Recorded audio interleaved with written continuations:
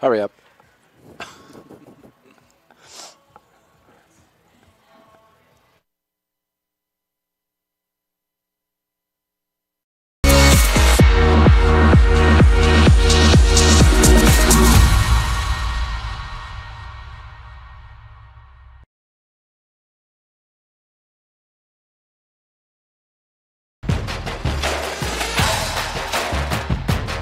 Sidetracked, dazed, and stunned last time out, Menace is back home, ready to rebound from a rare regular season defeat.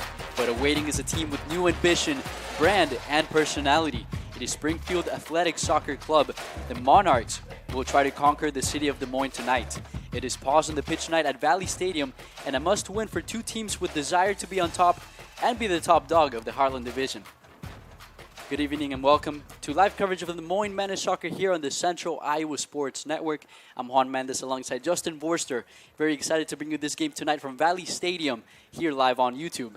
Very excited for this one and excited to see how Menace rebound from that loss, and they in a way did against Des Moines United FC. Yeah, let's put the loss in the past. That was on the road. They got 3 points out of the 6. Last week was a huge confidence builder. Even though it was an exhibition game, they came out, they beat the rivals, Des Moines rivals, Des Moines United, 5 goals to 1. A great result, and it certainly brings at least a bit of confidence to this Des Moines team, which is coming out into this match with a different shape up front.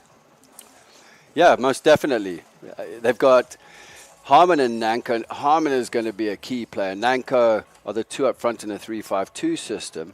And Kunga is just playing underneath them as the 10. Immaculate speed, reads the game well. and you're going to expect something out of him. But then Yamazaka and Gamera on both sides of the wing backs, you got some pace going up and down. You got some pace on the wings, down the middle, and up front. The Menace certainly want to take advantage of that in this match. And Springfield, they didn't have a great start to the season. What they've scored in every match, they just need to really toughen up that defense. There's a few players that they featured. One that I'm surprised is on the bench tonight, but I would say their player to watch is Ronan Hutchins. Yeah, he scored the penalty in the last game against St. Charles in their 3-1 defeat. But again, he's a player to watch. He's good on the ball. Good awareness of the game. His decision-making is good. So let's expect something out of him. It's a tough task to come here to Valley Stadium. As you see, pause on the pitch tonight. A lot of dogs here featured so far as people continue to join in on the stands. With that, when we return, we will take a closer look at tonight's matchup, some highlights from previous results, and what to expect from both sides today. So don't go anywhere. More coverage and kickoff is ahead here on CISN. Setting sales records at the all-new DeArmond Ford Indianola. Many new Fords in stock and arriving daily. The hard-to-find Bronco and Bronco Sports are in stock and have up to $500 accessory bonus cash. The best-selling truck in America, the F-150, get 3.9% APR for 60 months, plus $1,000 bonus cash, plus $1,000 accessory bonus cash. All this is happening now at DeArmond Ford Indianola. DeArmondFord.com, family-owned, family values. I'm off to college.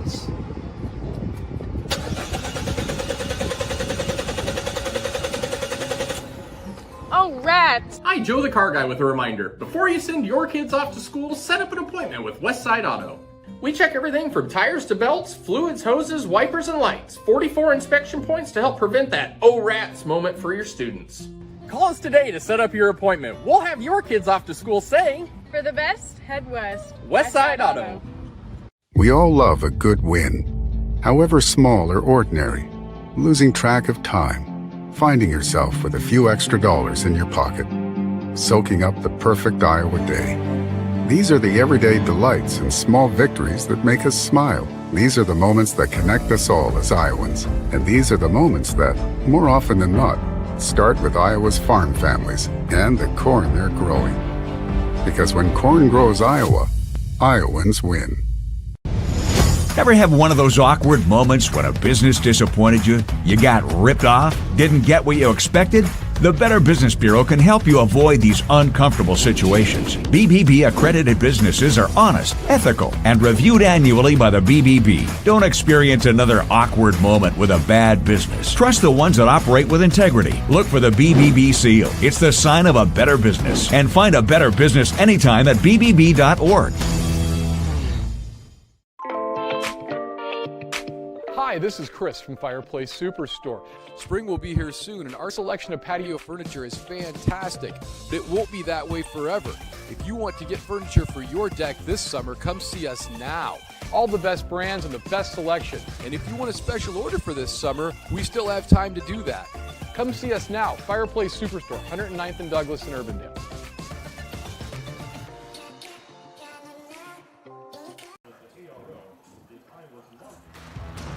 Welcome back to this USL League 2 match from Valley Stadium.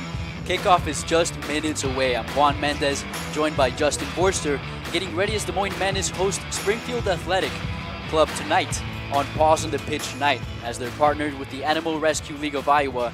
It's Iowa's largest nonprofit animal shelter, caring for many thousands of pets each year. Now, let's go directly into the teams. And first, we're going to see some highlights from what happened last time for Springfield Athletic. Springfield away against St. Charles. Here you see a penalty decision after a foul on Longdon. Hutchins steps up, places it past the keeper, sending him the opposite way to go 1-0 up with a good start after 16 minutes. Then it all went wrong after that. St. Charles came back, tying the game up, 1-1 back in the game. Chance there on a penalty as well, capitalizing it. Well taken penalty, straight down the middle, going past the goalkeeper. St. Charles again on the far side in the wide area. Cross comes in straight over the goalkeeper's head, straight from the cross, going 2 goals to 1 up. And then this to finish it off. for St. Charles, and another strike. And hopefully coming into this game, Springfield have tightened up at the back and done some homework, but coming off a loss, they're looking to obviously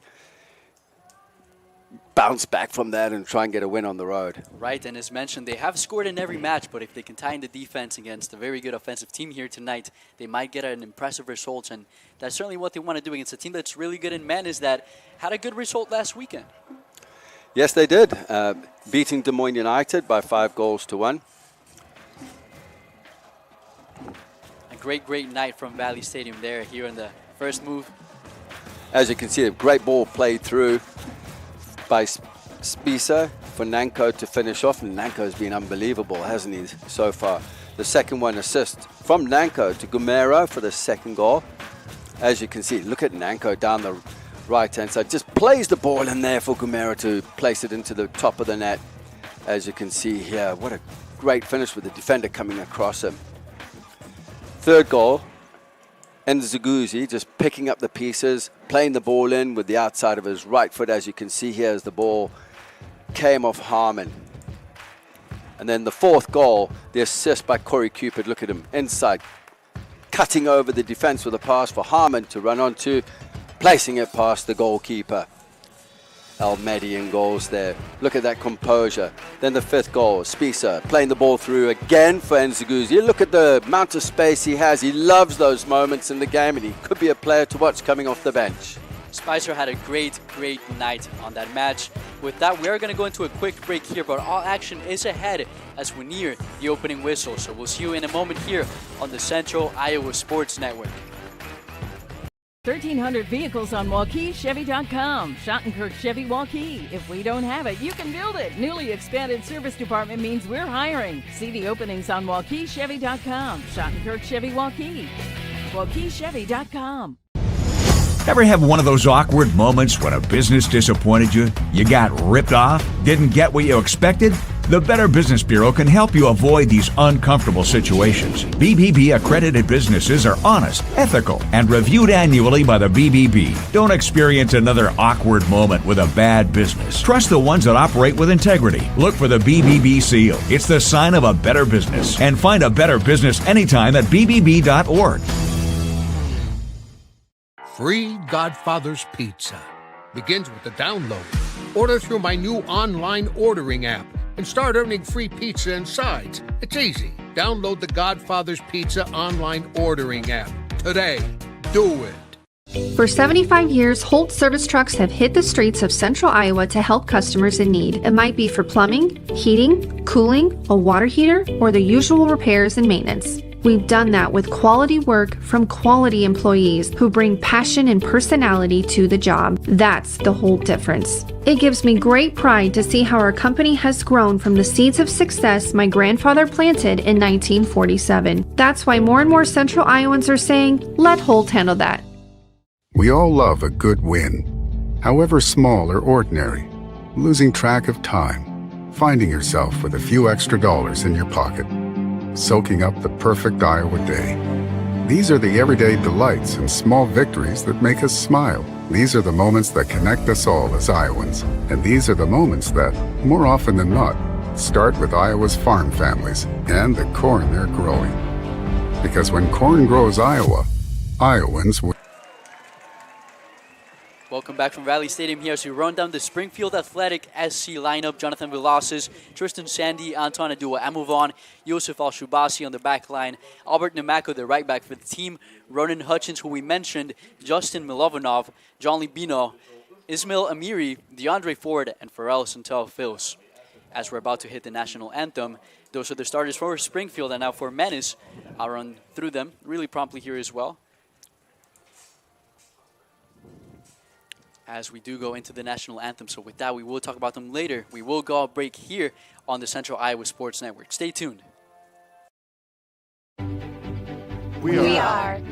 We are so much more than an energy company. We are connectors, community protectors, and clean energy leaders. We are job creators, friends and neighbors, stewards of your dollars and savings. Yes, we are so much more. We are the energy behind your everyday. And we are obsessively, relentlessly at your service.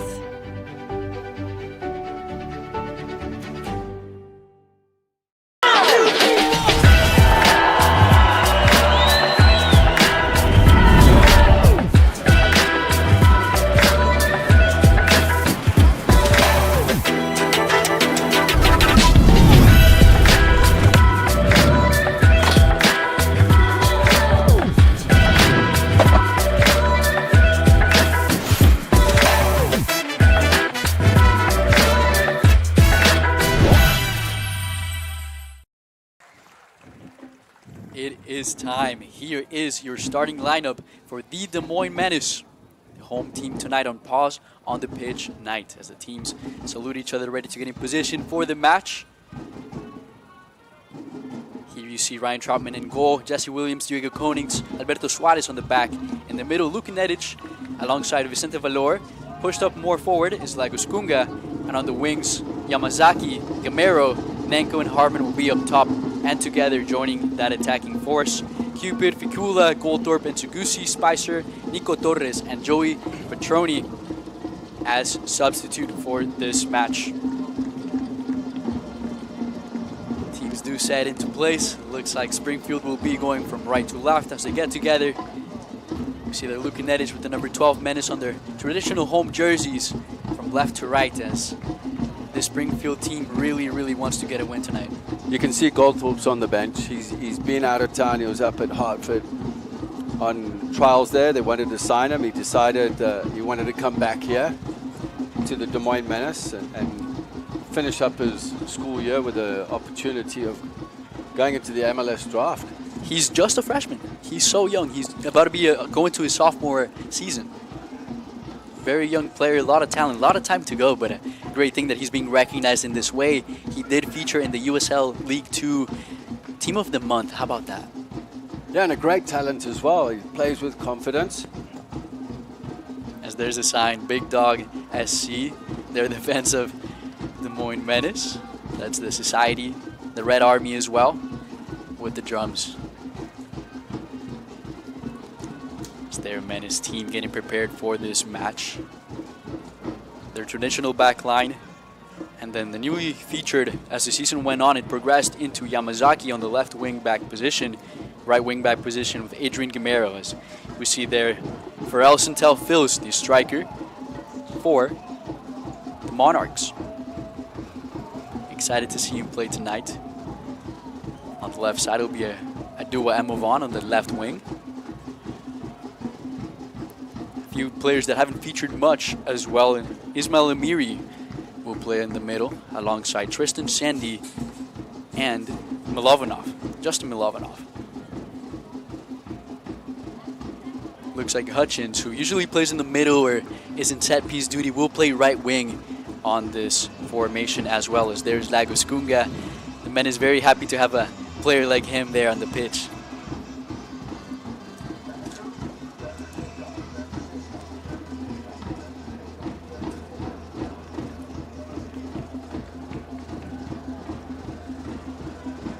Referees for tonight as well. Jake Larson is the center referee, assisted by Michael Heath Jr., Noah Brandy official. Number 4 is Aaron Valley, and with that, we begin here 90 minutes of the beautiful game. Menace on the ball first, but Springfield very active already early in the few seconds. From the back line, Numaco. Alberto Suarez there first, and Cyrus Harmon getting his first start for Menace. Officially in the USL League 2, he did start, or played a lot last week. Ball to Nanko. Here's Nanko against Al-Shubasi, ball for Gamero. Really quickly, Gamero puts the ball inside and cut away by Adua Emovon, just like that. First corner, Menace strike first. Emovon did really well to get back and cover that, but I tell you what, that's a fantastic start by the Des Moines Menace. It's a very positive start. And again, they're out the blocks very quickly. I was surprised that the Monarchs have Bino at center back joining Al-Shubasi on this match tonight. Usually it is Sutherland. Now on the ball, Valor puts in dangerous area looking for Konings. Konings had called there for a hold. It will be a foul in favor of Springfield. It was a good ball in by Valor, in swinger, but it was well dealt with there on the line, headed away, and free kick just for a slight infringement. Free kick for Jonathan Velasquez from New York, 6'2" goalkeeper. There's the kick by the left-footed player. Yamazaki on the challenge on Milovanov. It will favor the Monarchs.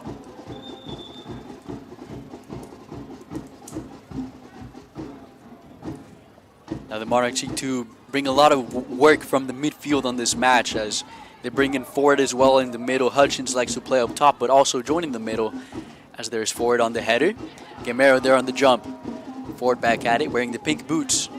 same as Adua Emavon now on the ball. Puts one out for Santel Phils. Santel Phils has a chance here, but he is called offside. Yeah, offside call there. As you can see, Springfield is set up in a 4-5-1 off the ball. Just setting up in a mid-block. They're dropping off deep. They're letting the Menace have the ball in their own area, with Jesse just looking out wide here to Gumera. They'll shape up in their asymmetrical back three. They'll have Gumera wide on our near side, and then on the far side, Yamazaki. Ball there by Diego Konings. Velasquez deals with it. Still in danger. Chris Nenko almost got there first. Luka Nedic on the header. Loses the ball there, but there's the Menace again. Continuing on the attack. Kunga on the far side. And around the box. Double team by 2. Has to push back, and the Monarchs repossess and get a foul in favor. What the Monarchs need to really watch out for, as you can see the head coach on his feet there on the far side, is the pace up front of Harmon, Nanko, and Kunga breaking from the midfield. What he'll do is you'll look for Nanko or Harmon, one of them to open up in the split, and then Kunga will go down the middle. Either way, he'll fill in the space on the opposites, and then out wide, Yamazaki on the far side and Gumera on our near side. The two wing backs are going to provide so much pace going forward.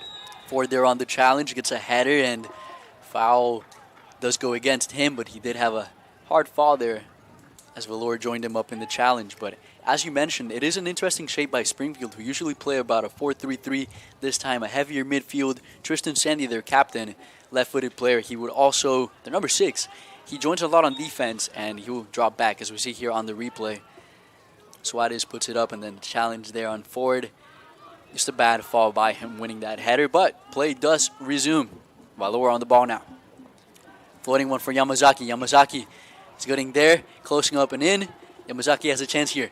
Puts it into the middle. Dangerous touch away, but it'll be a corner. Another one, the second tonight for the Menace. Second time that Springfield have been caught on the break with that ball that the Menace have played from back to front. Straight into Yamazaki. It's so dangerous. They've got to, the back line have got to read, especially the right back. Side on, read what's going, read the cues, and then drop early. They're not dropping. In fact, one of them has been sucked into the midfield, creating the space in behind. We'll see Valor had a good service at first. Ball inside, Diego Konings with a header, but it's guys just a little wide. Good chance for Menace. Good ball in there again from Valor. And Konings with his header didn't redirect it towards goal. He got up really well, but didn't redirect it well. As you can see this coming in, Konings. But he had to take 2 steps to his left-hand side to make that work. He did well, but he just glanced it wide. Making the presence felt in the opposing box already are the Moines. Now Velasquez with the kick, looking from Lovanov. Suarez there, aerial presence already, and pushing forward is Kunga. Pushing back now was Sandy, now forward on the ball. Ball to the attack now on the left wing. Jesse Williams has to step up. Emavon. Emavon still on it, beating Williams. Emavon pushes up. No foul called. Konings joins. And it'll be a goal kick for Ryan Troutman out the back. And is called for a corner now. Change in decision there, but you can already see that the pace of Emavon on the left-hand side. Jesse came across, Jesse Williams to take care of it. Then he had the cover, but Emavon just showed some great skill. Just something to watch out for. You've got to nullify those certain areas of the field. Emavon is a player who's going to be a threat. As now Ronan Hutchins will be delivering this ball. As Al-Shubasi getting called there in the box. Namako there, you see him as well, number 18. Really close to Ryan Troutman's goal. Ball into play. Floated nicely. Header away from Konings. Adua Emavon fighting for the ball. Now Cyrus Harmon with a chance to Chris Nenko. Nenko with the pace forward there. First will be a throw for Menace. Quick throw. Quickly taken. Harmon now stops in on the left foot. Now puts it on Lagos Kunga. Down to Nenko. We'll go back to Adrian Gamero. Now Vicente Valor. Luka Nedic. Alberto Suarez on the ball. Finds Gamero. Chance opening over Nanko. Gamero puts a cross inside. Harmon puts a foot in there. Arrives just a little bit late. But it is called for a goal kick. And that was Bino coming across there. Just managing to do enough to put Harmon off. But again, that ball around the back there by Gumera. Not enough pressure on the ball. He will whip the ball in at pace like that. So in the wide areas, the balance looks good here for the Menace. And the first coming up to the 8-minute mark of the match. They look secure, the combination in the midfield between Valor and Nedic. It's a nice little combination. Now looking for Santel Fils. First there is Alberto Suarez to clean it up. Now we didn't mention that the coach for this team for Springfield is Elliot Dickman, very experienced coach and athletic trainer as well, and had a big part in Sunderland's program, and they're in the UK. Been there for a long time, a total of 26 years, including his time there as a player. And now ball for Harmon on the far side, a little too wide. But as mentioned, Elliot Dickman was actually the first hire by the new ownership of Newcastle United. Very interesting. And ended up in Springfield? Ended up in Springfield. He spent some time there, 14 months. Santel Fils trying to turn around Diego Konings. I do move on. But what a great experience as well, you know, with the new ownership at Newcastle and Eddie Howe as the main man. Huge team to be a part of, who is looking to the bright side as well as Emovon. They're keeping the ball in. The visiting team trying to make a presence here at Valley Stadium. Namako as Bino is pushing to the right back position. Ball finds no one. It will be a kick for Ryan Troutman. Given away unnecessarily there by Namaka.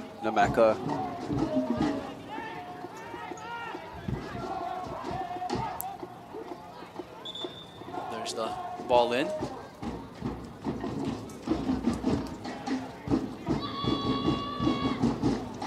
There's Diego Koning captaining that side.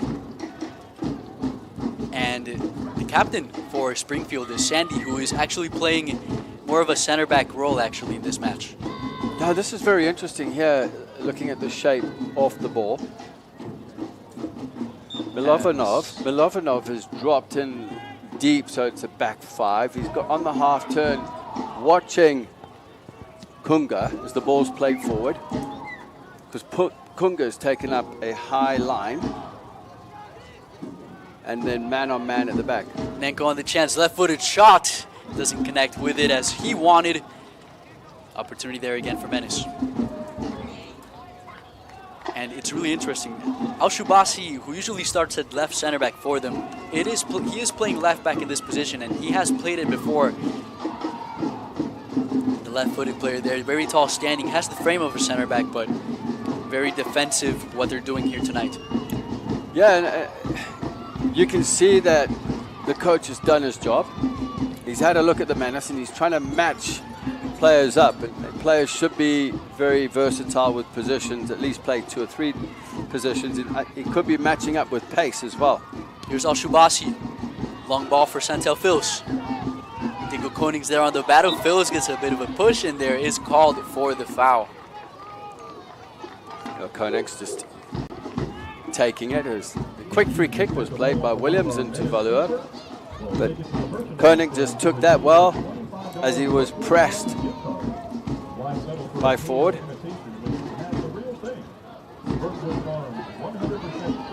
Valur there on the left foot. Ball for Yamazaki. Goalkeeper dropping back. Yamazaki opportunity. Quick ball into Cyrus Harmon on the left foot. Couldn't put it away. Huge chance. Out of all the chances, that's the one you expect Cyrus Harmon to finish. Reaching out for it, but the ball again across the field into Kamazaki, who is absolutely terrorizing Nemanko on the far side. But there, it's just side foot across your body. I think Harmon was already thinking about a celebration. All he had to do is side foot the ball across the goalkeeper. It is his left foot, but that close to the goal, you gotta be able to put those away. As a huge chance goes down the drain for Menace, Ryan Troutman facing the press by Santel Fils as he covers the pass to Konings, ball to Alberto Suarez. Now, Santel Fils, Lauderdale Lakes in Florida, 6-footed attacker. He did play for the National Soccer League in Indigenous Elite and scored 18 goals. I believe, at least in his region, he was the top scorer in that team. Now, long ball. Diego Konings looking for Nanko. Chris Nanko on the stop. Lots of options. Lagos Kunga. Ford there on the press. Nedic back to Valor. Valor back to Kunga. Now here come the Menace. Kunga there looking for a ball. Al-Shubasi first. Al-Shabasi did very well there, just blocking the passing lane. There are foul called against Kunga and in favor of Emovon and Springfield. As soon as there's a transitional moment from Springfield into defending, Milovanov looks for Kunga and he goes man on man. So that's something that they've spoken about and it happens right away. That's it seems to be his job. And another foul called there. Santel Fils in favor now of the Monarchs, and Ronan Hutchins will be taking it. Al-Shabasi is going up for the set piece here with Hutchins on the ball. And we all know what he can do, Juan, with the in-swinger with his right foot. Very, very good right foot from the 5'7" midfielder attacker from England. Very versatile, and let's see what he can do here. Hutchins, dangerous ball inside, looking for Al-Shubasi. Troutman there first. Troutman took that with confidence. It was a dangerous ball, and if somebody would have got on the end of it, it could have gone in. But what a ball from Hutchins. Diego Konings, Jesse Williams, Numero.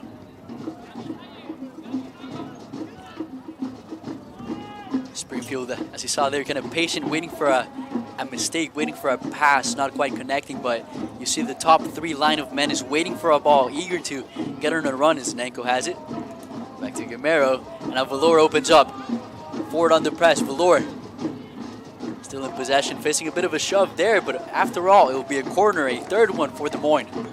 The movement and the combinations of the Menace in the wide areas with Ford, Valor is quite something, because it's moving quickly in the movement of the ball, and Nanko creating those overload situations to break the lines. Valor on the corner, low ball, trying to find the foot of Cyrus Harmon there, hits it with the right, goes way, way over. Not quite the ball that Harmon wanted. Valor delivering just behind Harmon, but again it could be the timing of the runs. As down on the pitch is Adua Emovon, has been very active so far in this match. He is down and getting checked by the referee and by Sandy there, captaining the side. Seems to be okay. Yeah, as he's skipping along, or Emovon. Somebody that Springfield don't want to lose this early in the game. He offers a lot with his technical ability and his pace and taking on players. They have a lot in that department, actually. They do have Daryl Longden as well on the substitute on the bench for tonight. As there's Kunga on the press against Bino. Bino lets it go out for the throw. Bino. Namako. Santel Fils, Alberto Suarez on the challenge, and Luka Nedic back to the midfield. Very tight space and work by Valor, but Diego Konings now with time. Gamero. Ball to Nanko, another one opening up. Cyrus Harmon on the run in the middle. Nanko inside, Milovanov cuts it away. Another corner for the Menace. Milovanov has a heck of a job to do, but his cover there in the box from a midfield position was outstanding. He's taking care of Kunga, but this opens up areas of the field in different departments, wide areas. But that ball played in. Unbelievable ball, but the cover from Milovanov was absolutely brilliant. Brilliant ball as the crowd gets loud for a corner. Valor, ball inside, Kunga with a header. Deflected away now on the clearance there was Bina looking for and move on. It'll be a throw for the Monarchs. Monarchs will walk up to the ball, just take a bit of a break here with all the momentum going against them. But now there's a little bit of an identity to the way the Menace are playing and how they're playing. Slowing the ball down and then speeding it up at times and when to break. And just catching Springfield napping. And even though the strategy of Menace seems to be really clear, even by the way they're playing right now, they can't do much to stop it. As here on the wing again is Gamero. Ball inside, far cross. Bino has to deal with it. Another corner for Menace. Bino did well there. It was a good ball from Konings into Gamero. Here's how they can't stop it. Springfield are allowing Williams and Koenig to play that ball long, which is catching them. They're not. Maybe they have to drop deeper then. If they're going to allow them. So there's a low ball there. Kunga on the turnaround puts it on the left foot. Ball inside, looking for a header. And on the retreat, but now still in danger. Diego Konings on it. Jesse Williams cross finds Cyrus Harmon, but he's called on the offside. No goal. What a great goal. What a great ball. Great goal. Unfortunately, Cyrus Harmon was offside. He looked offside from up here. As we take a look at this again. The initial ball came in, wasn't cleared into Williams. Williams round the corner. Yep, he was slightly offside, but what a finish. So like I was saying, if you're going to allow the Menace to play out of the back with those long diagonals, then something has to happen from the back line through the midfield line. They're allowing it. They know that ball's coming. Then you've got to drop deeper to deny space and behind, or press the player on the ball. But that one player is going to have to do work, and it's the player up front, and Santel Fields, who went down injured. Just a very busy attack by Menace thus far, and if Jesse Williams landed that assist there, if the goal was not called offside, he would have loved that. That was a brilliant cross. Absolutely, what a cross that was. The other thing as well, defenders don't like to turn and defend. They like everything in front of them. And it's happened now on 5 occasions. So there's Williams to Konings. Up to Suarez. Looking for the long ball again. Has a lot of space to plan it out, work with it. And there was a ball to Gamero. Way too far this time. Now Springfield is seeing this happen now. So they've been a little more disciplined. As you could see, the left back, Shabasi, just holding his line as that ball was played over. And now that's when you play it into feet. So the diagonal ball goes into Gamero's feet there. The line was a little bit deeper, and the goalkeeper, Velasquez, was playing a little bit higher. As they're facing some pressure by Santil Fields was Williams. Quickly swapping spots with Konings now on the ball. Konings space to work with. Down to Suarez. Alberto Suarez, 20 minutes on the clock in this first half. It's been all Menace thus far. Sandy, down to Ford. And move on opening up. Jesse Williams reads it first. Now Lukanedic. Yeah, Williams just tucking in to read that, blocking the pass through the passing lane. Nedic again in the midfield, doing the simple thing, receiving and playing out. Nedic goes, and then Valoa holds him there. And the rain starting to slowly come down here at Valley Stadium in West Des Moines. People getting the umbrellas out for this match now. That might affect the way of play, but thus far it has been all Menace in possession, opportunities, chance, corners, as they try here to move on forward. Alberto Suarez up to Yamasaki. Yamasaki down to Harmon. Harmon facing Nimako. Still Harmon. Tries to keep it in bound, but the ball goes out. It will be a goal kick for Springfield. Harmon showing his silky skills on the far side. It was good pressure there from the defender, forcing the ball out for a goal kick, which Velasquez will take his time on. They haven't played one out the back yet, so everything's gone very direct and long, and there's a strategy to this. And there's an advantage to maybe trying that. Sandy is a natural, center mid. He actually played central attacking mid. He was the free player on attack for Dominica's national team. See, that goes to show there's some experience there, and he's been pushed to the back. He's the captain of the team as well.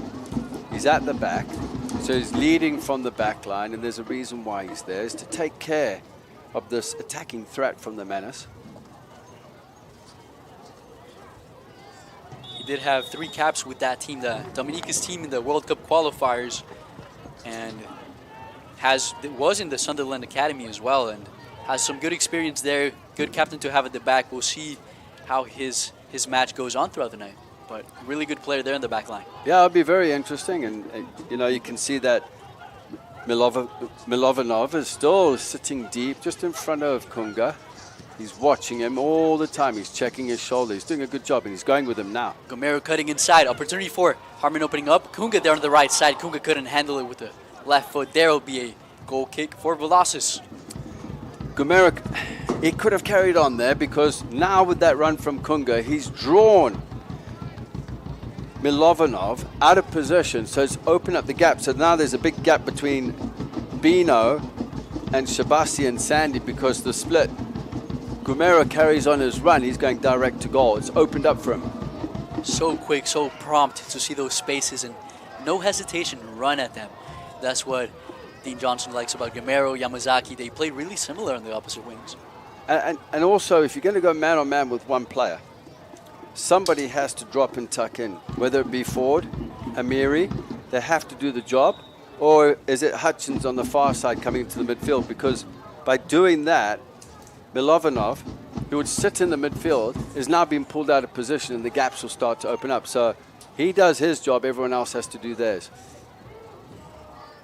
As mentioned, Amiri hasn't been too active thus far in this match, but he is working the midfield, looking out for Lukanedic, and now Gomero on the ball against Al-Shubasi, turns his hips around. Gomero cutting inside, Al-Shubasi gets a foot still. The Frenchman back to Kunga. Now to Nedic, wanted to find Kunga there. Al-Shubasi on the turn, just puts it away and out. Diego Konings will have to handle it, and he goes back efficiently to Troutman. Again, that threat in the wide areas is definitely causing problems for Springfield, but Springfield so far, up to 25 minutes, is handling it. They're handling the pressure, but for how long? They are in good shape, and ball there by Valor didn't connect, but they've been responsive to all the Menace efforts. They've been wanting to create on the attack, just not right quite, the outlets haven't been clear for this team. Yeah, as you can see there, the idea. Valor wanted Gomero to go, but Gomero wanted that ball at feet. There's going to be times where the wide players are going to want that ball at feet.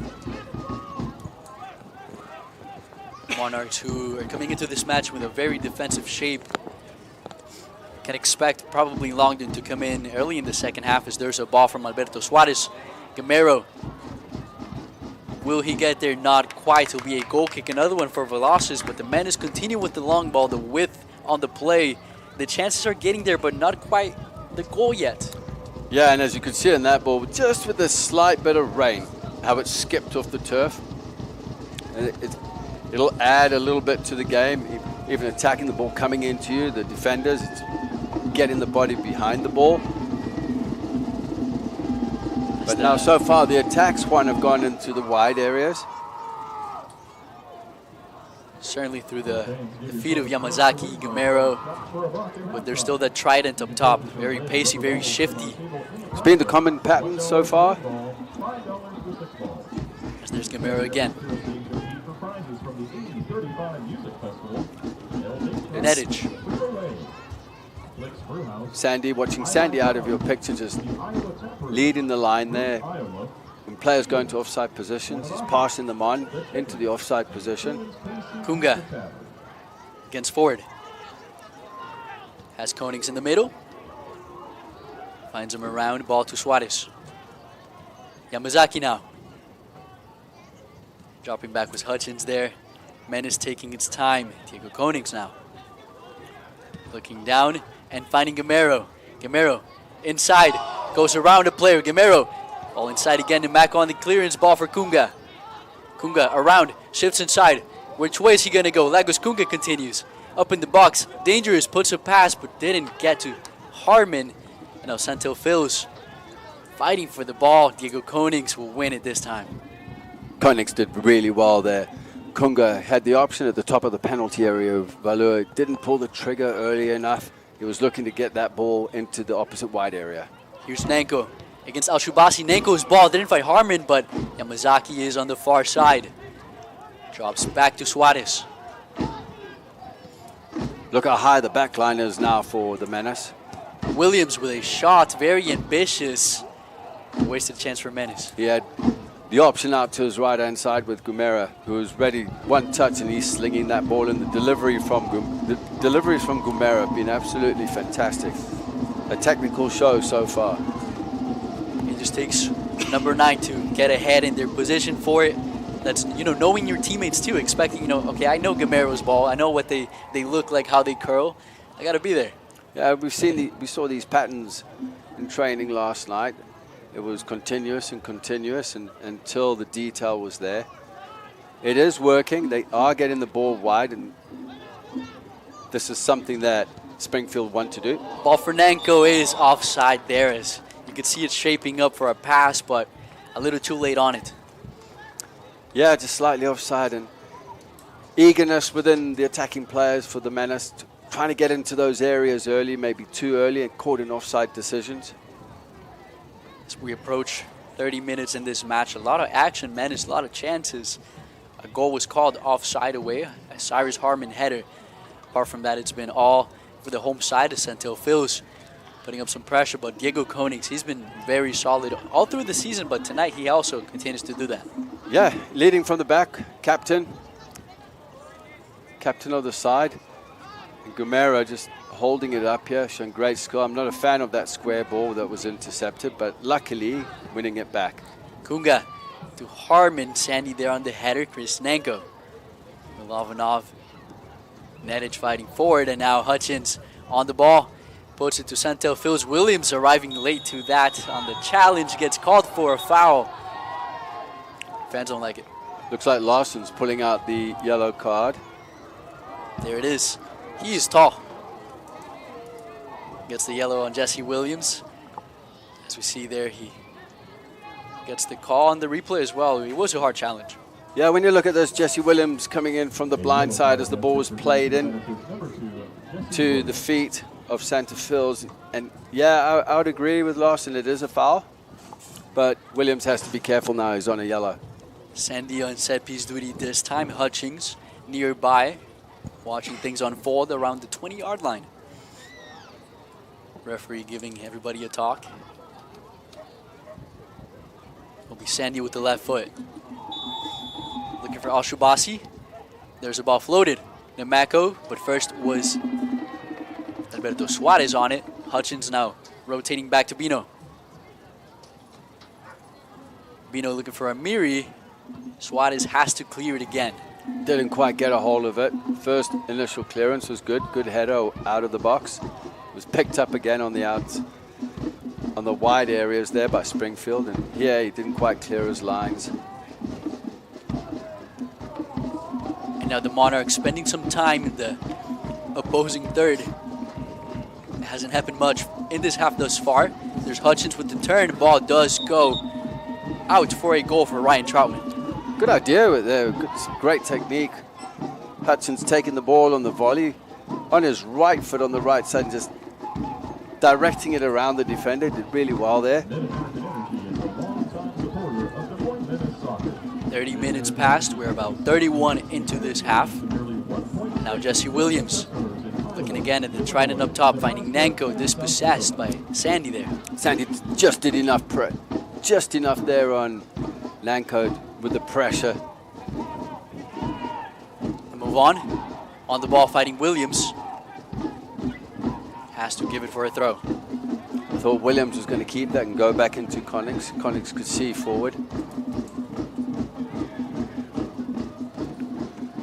But that defending from Sandy earlier on, how he came in. Nanko didn't know he was there until the last minute. Hutchins working the left side, back to Al-Shubasi. Ball drops back. Before they're on the touch, faces Kunga's pressure. Koning's header, and now Valor has a chance. Pass down to Nanko. Cyrus Harmon down the middle. Nanko puts a stop to it. Kunga now has options, has Nanko on the run. A little too much on it. Too much weight on that pass there from Kunga into Nanko. Nanko's movement was good. He overlapped round. Then he saw the space. Now again, is that a moment where Kunga needs to be patient? Cut inside, he's really good at that. We've seen him do it before. Cut in across the penalty area. If the shot's not on, can you slide someone in? Yes, they've done a really good job in getting him behind the back line of Springfield, but some of the passes, the quality of the passes or the crosses or the positioning, there's just something missing there for Menace in this match. Yeah, and the timing of the runs in the penalty area, goal disallowed. And now the rain's coming down. It's going to cool things off for the guys down there, both teams. Ball for Gamero, another chance. Kunga down the middle. Gamero, face up, into the middle. And what a way to deflect that ball away. Harmon was already in motion, technically with the bicycle kick. He's Bino, fantastic. Some defending there from Bino. That's commitment. Unbelievable commitment. But again, Gumero with the ball. No pressure on him. He's managing to whip that ball in from the near side. We've always been used to the ball being whipped in from the far side. Valor now whips it in for Suarez. Ball still in danger and cleared away. Now Santil Phils has a chance. Can he use the pace? Yamazaki there. Good defending there from Yamazaki.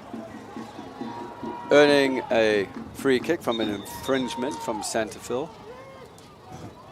So we'll get a light chat from the referee, who towers over everybody. I have to mention that again.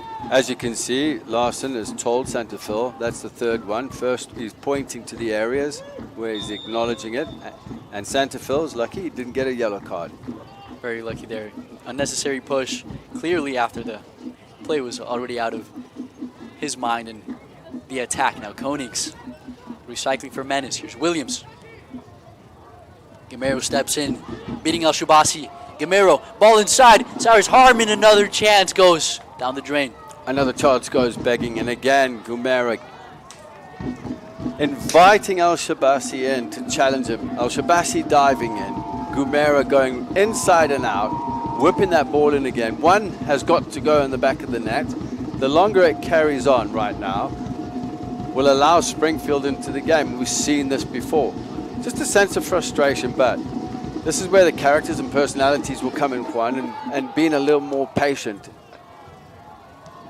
That patience is nearing 35 in the half.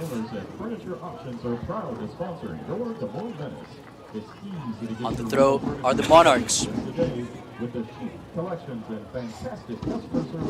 Ball for Santil Phils. Yamazaki possesses first. Konings in the rotation.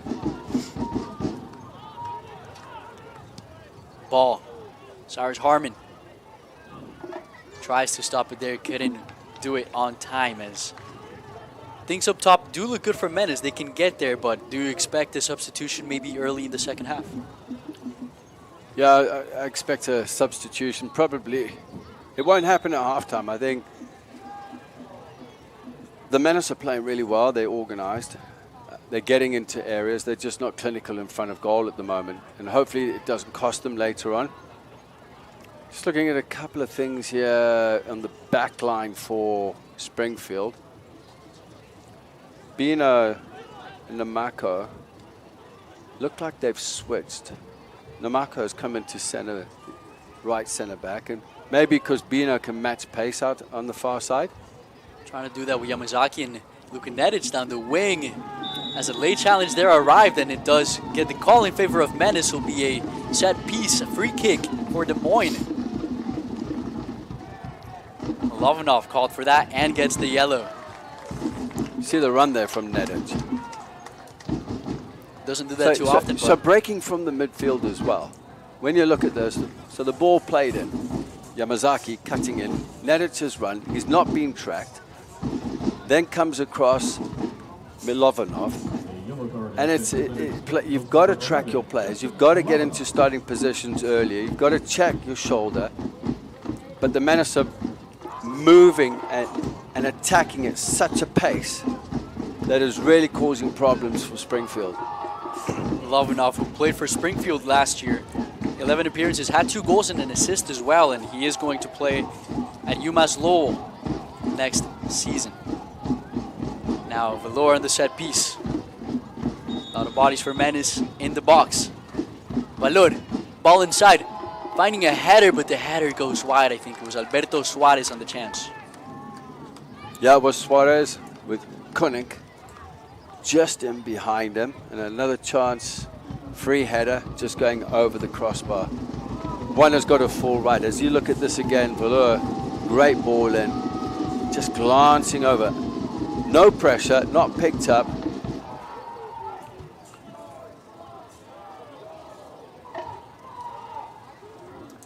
This play resumes.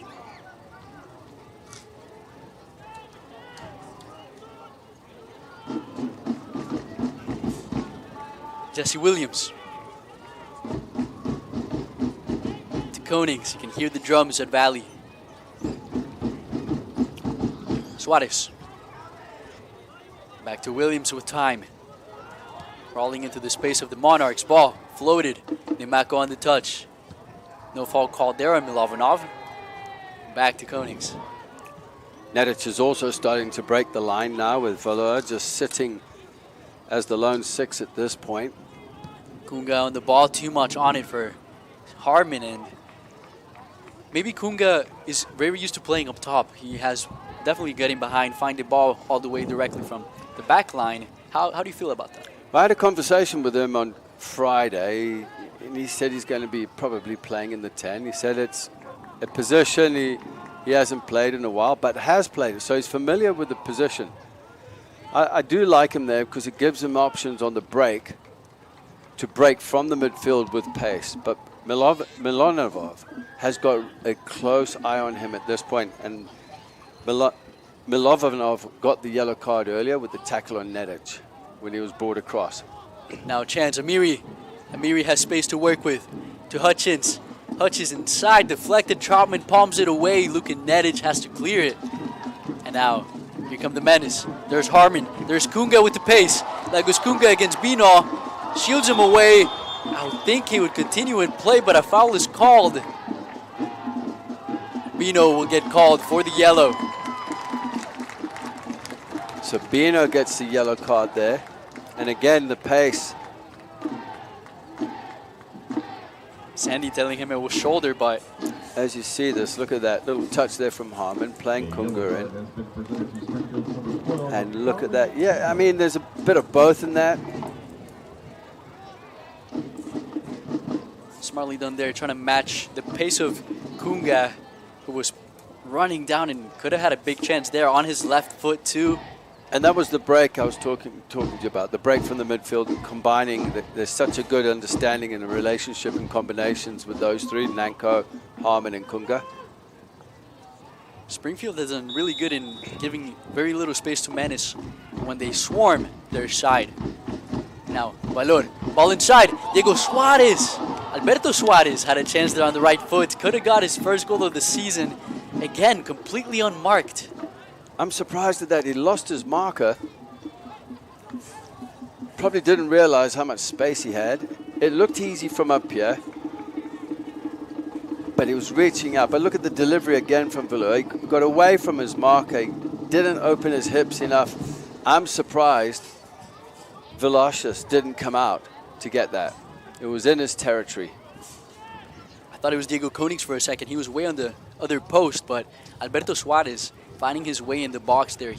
I feel like I mentioned this every broadcast, but in 60 games for Central Arkansas, he had 20 goals playing as center back.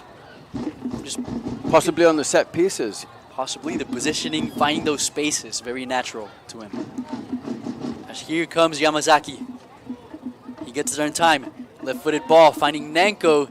Dangerous, cleared away by Ford, and another corner for Des Moines.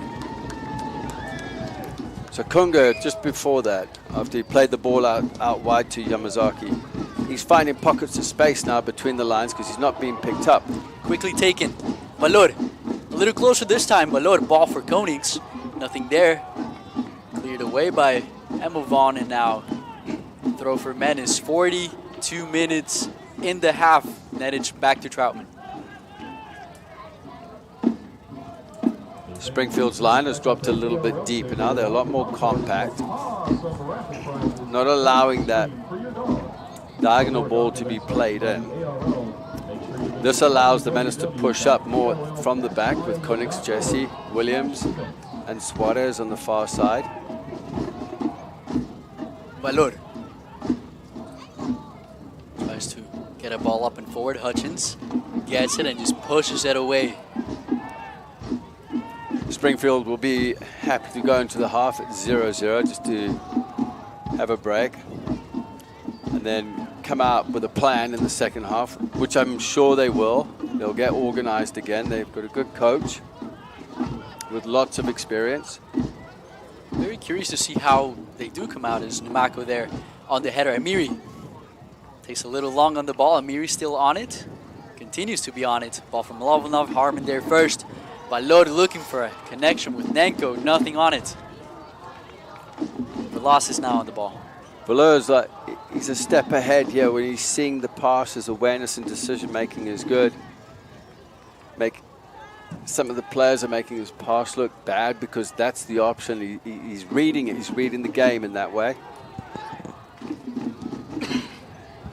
The losses for Emovon. Valor waited on it. Possessed. Back to Suarez. Valor on the move. Lovanov there to sweep, and now Bino.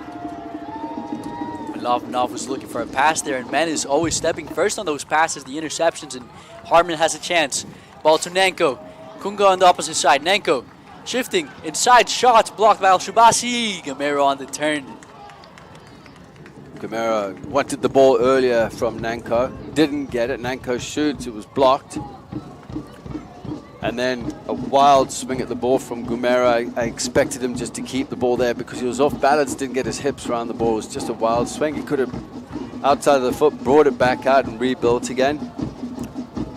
And sometimes just being patient in this game is key. You don't have to win the game 5-0, 6-0. You can win it 1-0 by doing the right things, keeping the ball, moving the ball as fast as you can, and shifting the opponents.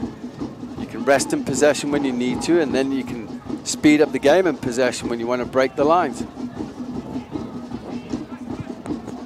Williams. Gamero again, space to work down. Nettage moving on forward. Back to Williams. Yeah, again, just be patient, moving the ball. You can see Menace players joining that line as there was a ball for Yamazaki. And Nettage could have stayed out here in the opposite half space. He's moved across now because of the shape they play, but he could stay on this far side and overload on the switch. You see, he's gone right across there. Yamazaki on the left foot. Ball for Harmon. Ball for Nenko as well. Didn't get there. Valor now on the touch. 2 minutes added to the half. Nemaka on the clearance. Diego Konings to retrieve. Troutman there to help him. So we're just opening up the game with the midfielders. The Menace can do this. So on the opposite side, they just someone placed between the lines. They're high on the line, which is fine. And that's the ball they're looking for out wide to Yamazaki. Yamazaki on a 1-on-1 against Bino. There's Yamazaki. Almost loses it. Still in possession, fighting Hutchins. Goes back to Kunga. Konings. Williams playing really wide this time. Putting on a move on Emovon. Emovon on the ball first. Gets it, but it will be a throw after all for Springfield. See, like I said there. So Williams is in a good position. The further Springfield drop deeper and deeper, the higher the back line can go. And obviously, Troutman can step up higher to the halfway line or closer to the halfway line or just inside his half. But Williams getting the ball, he just needs the support. So in the midfield, he can afford to play with Valor. Back touch there. Heavy touch by Suarez. Valor able to rescue him in that situation. Two Spaniards there, as Menace doing everything here. Ball for Harmon. No offside called. Harmon facing against Sandy there. Harmon still on the ball. Trying to cut inside Namako. Namako will clear it. And it'll be a throw for Menace. Did well there, clearing it up for a corner. Because Villa has been deceptive with his set pieces, finding the right areas, just not clinical in front of goal. Konings in space, takes a shot. Blocked in the middle, be a corner for Menace, but I like to see that enthusiasm with space. Yeah, it's you got to utilize the space. The game is about filling space and counter movements into space in possession. I think that's important to know. And in transition and defending, your shape changes all the time, and then all you're doing is filling space and cutting out passing lanes, blocking passes. Can they strike before the half? Valor, ball inside, Velazquez with the clearance. Velazquez did well there. And that will be all for the first half of this match. 0-0. It's been all Menace in its entirety. Springfield surviving really well strategically, shutting everything down on offense for the Moines. Yeah, they've done a great job. They've got another 45 minutes to go. And like I mentioned, the Menace have dominated possession in this first half, and to the latter part of. There's been no outlet for Springfield. They'd be happy to go in 0-0, but it'll be interesting to see how they come out and set up. We'll see how they come out, any substitutions, any change in shape. We'll see what happens in the second half, but before that, we will go into our halftime. Stay tuned, however, here on CISN for our halftime show. I'm Juan Mendez alongside Justin Forster, who will be right back. The Black Keys Dropout Boogie Tour. August 14th, 8 p.m., Iowa State Fair Grandstand in Des Moines. They want to get my gold on the ceiling. With special guest, the Belveteers, the Black Keys, live and loud. Reserve tickets on sale now through iowastatefair.org and at the Iowa State Fair ticket office. Convenience fees apply to all tickets. A family's powerful story of loss. My heart just sank. I just knew. Definitely the worst day of my life, too. Lexi was bringing a dog park to Creston before she was killed. And how one girl's passion helped others move forward. The family picked things up where Lexi left off. This is something Lexi really wanted to do. To be frank, she's getting it done now. Her story and her love for animals fueled this. It'll help her legacy live on forever. Local 5 News. Your stories, our community. We are Iowa. Our spring sales event is going on now at DeArmond Automotive Knoxville. All new 2022s will be sold this month. Up to $5,000 off new 2022 Challenger 392 Scat Packs. Up to $15,000 off new 2022 Ram 1500 Badlanders. Save big now on all remaining new 2022s. All new Chevy, GMC, Chrysler, Dodge, Jeep, and Ram on sale now at DeArmond Automotive Knoxville. DeArmondAuto.com.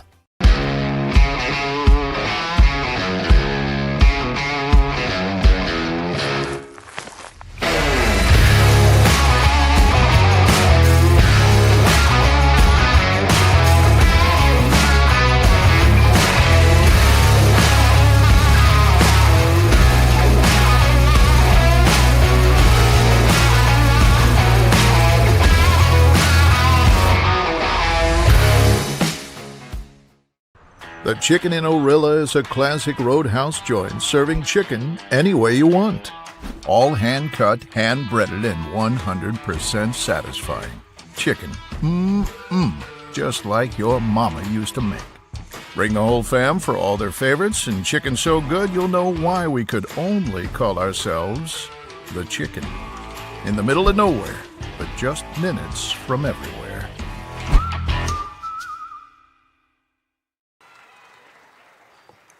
Ladies and gentlemen, welcome back to Des Moines Menace Soccer here in the Central Iowa Sports Network. A very busy first half between Des Moines Menace and Springfield ASC, and it is a busy first half, but it is 0-0. I'm Juan Mendez here on play-by-play alongside Justin Forster. Now, as we said, a lot of things happened, especially for the Menace.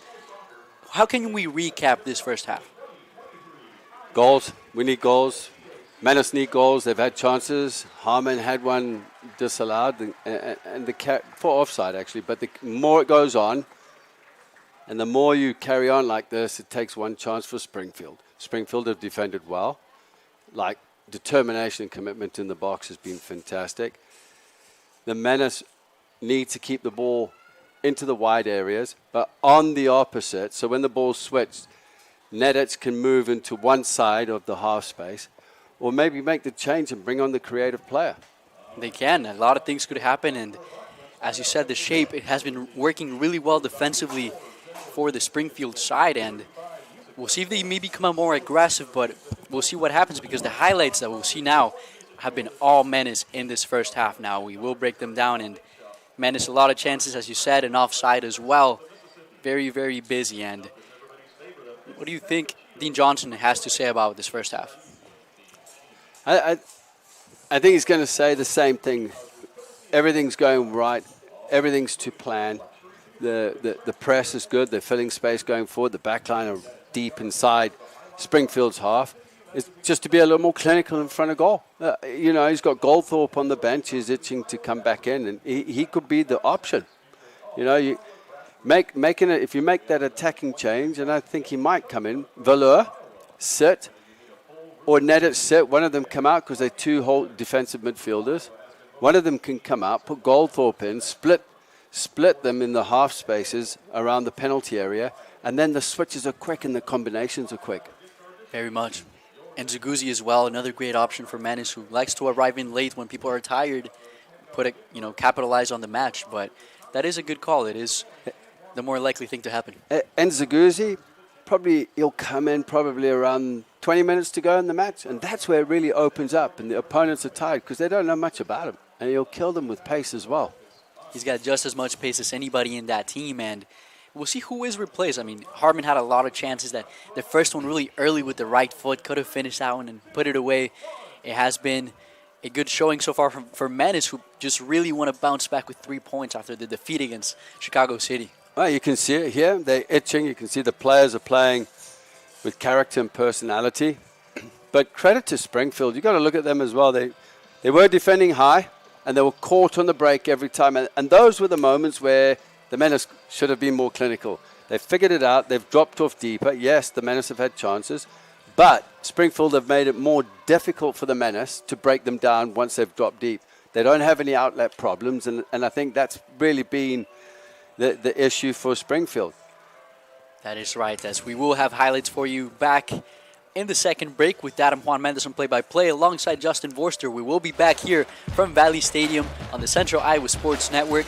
Do not go anywhere because we will be right back. With over 260 beers on tap, El Bait Shop isn't just another craft beer bar. It's the best.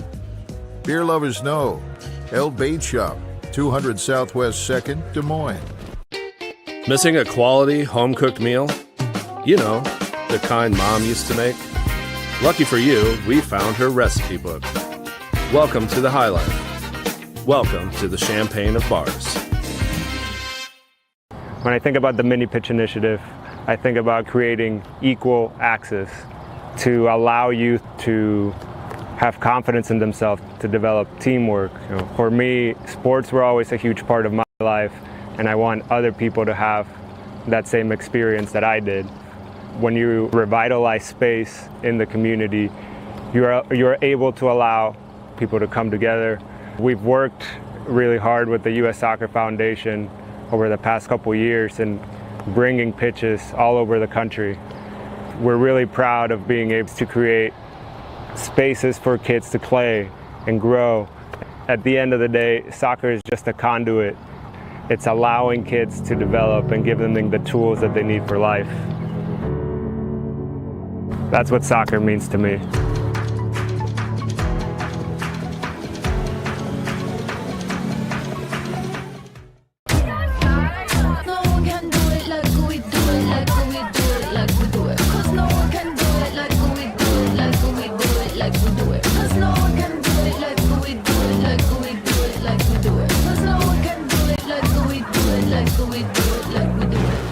We got the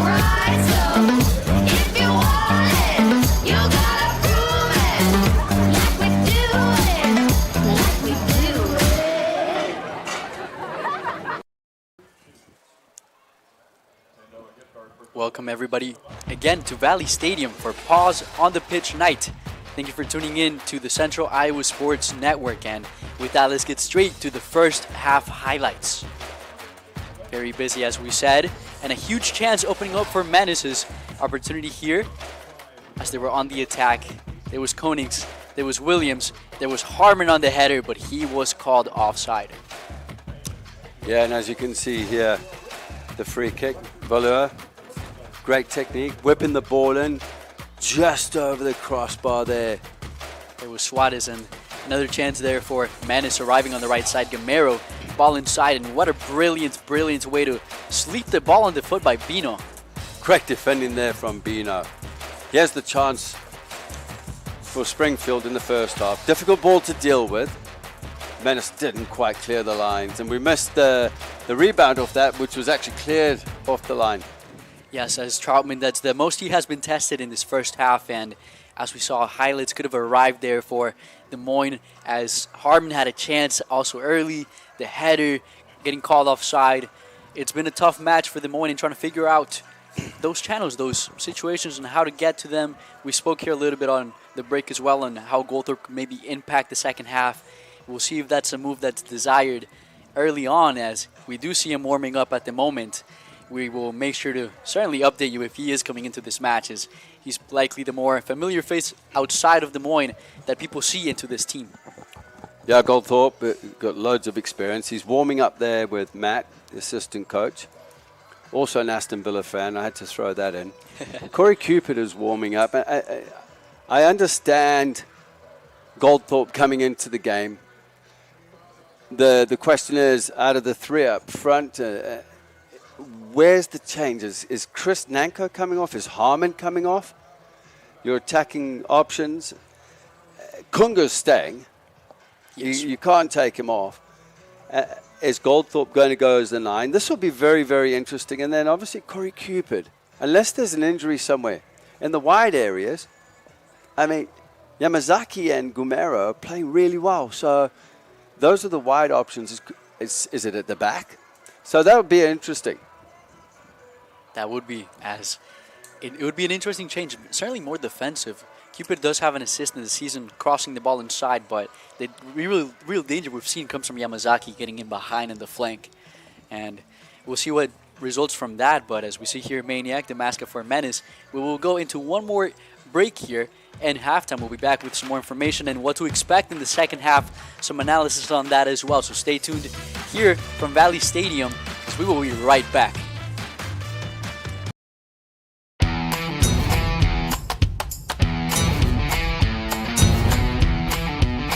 The largest selection of German beer in the world? You'll find it at the Hessen House. From Doppelbocks to Oktoberfest to Hefeweizens and Dunkels, there's no passport needed for the deliciously different beer and food at the Hessen House. So grab your friends and make it a fun night out. The Hessen House, 4th and Court, Des Moines. There's a new spin on casual dining near Drake University. Lucky Horse Beer and Burgers. Craveable faves, flatbreads, delicious burgers, frozen cocktails, and a crazy cool vibe. Get to Lucky Horse Beer and Burgers today. There's more Iowa in the Iowa Tap Room than you may realize.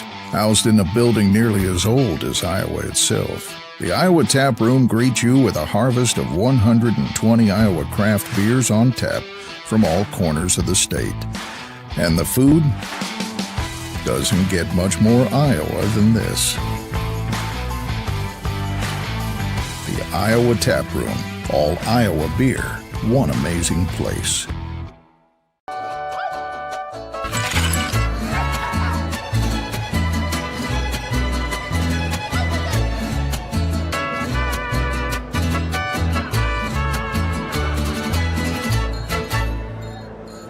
The Royal Mile, where everyone's a wee bit British. The Royal Mile is downtown Des Moines' living room with classic pub favourites. Pair them with a glass of whiskey or an expertly poured Guinness. It's bloody brilliant. The Royal Mile, a proper British pub.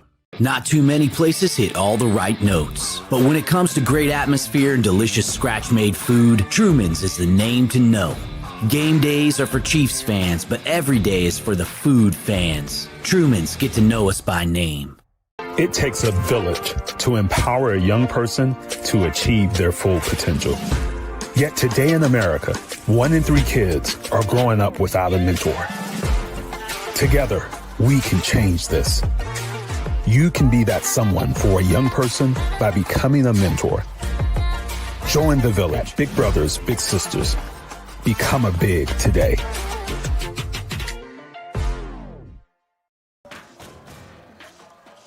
Welcome back to this USL League 2 match from Valley Stadium.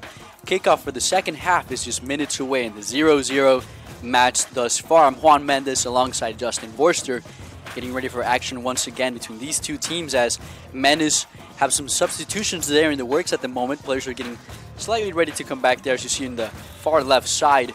It does appear that Jesse Williams might be exiting the game with a yellow card on the match, and replacing him might be Corey Cupid, but maybe not technically. Tell me about that. Interesting. When I saw Corey Cupid coming out and warming up, I was initially thinking it can't be the wide areas with Yamazaki and Gumera because they've played well. The pace is good.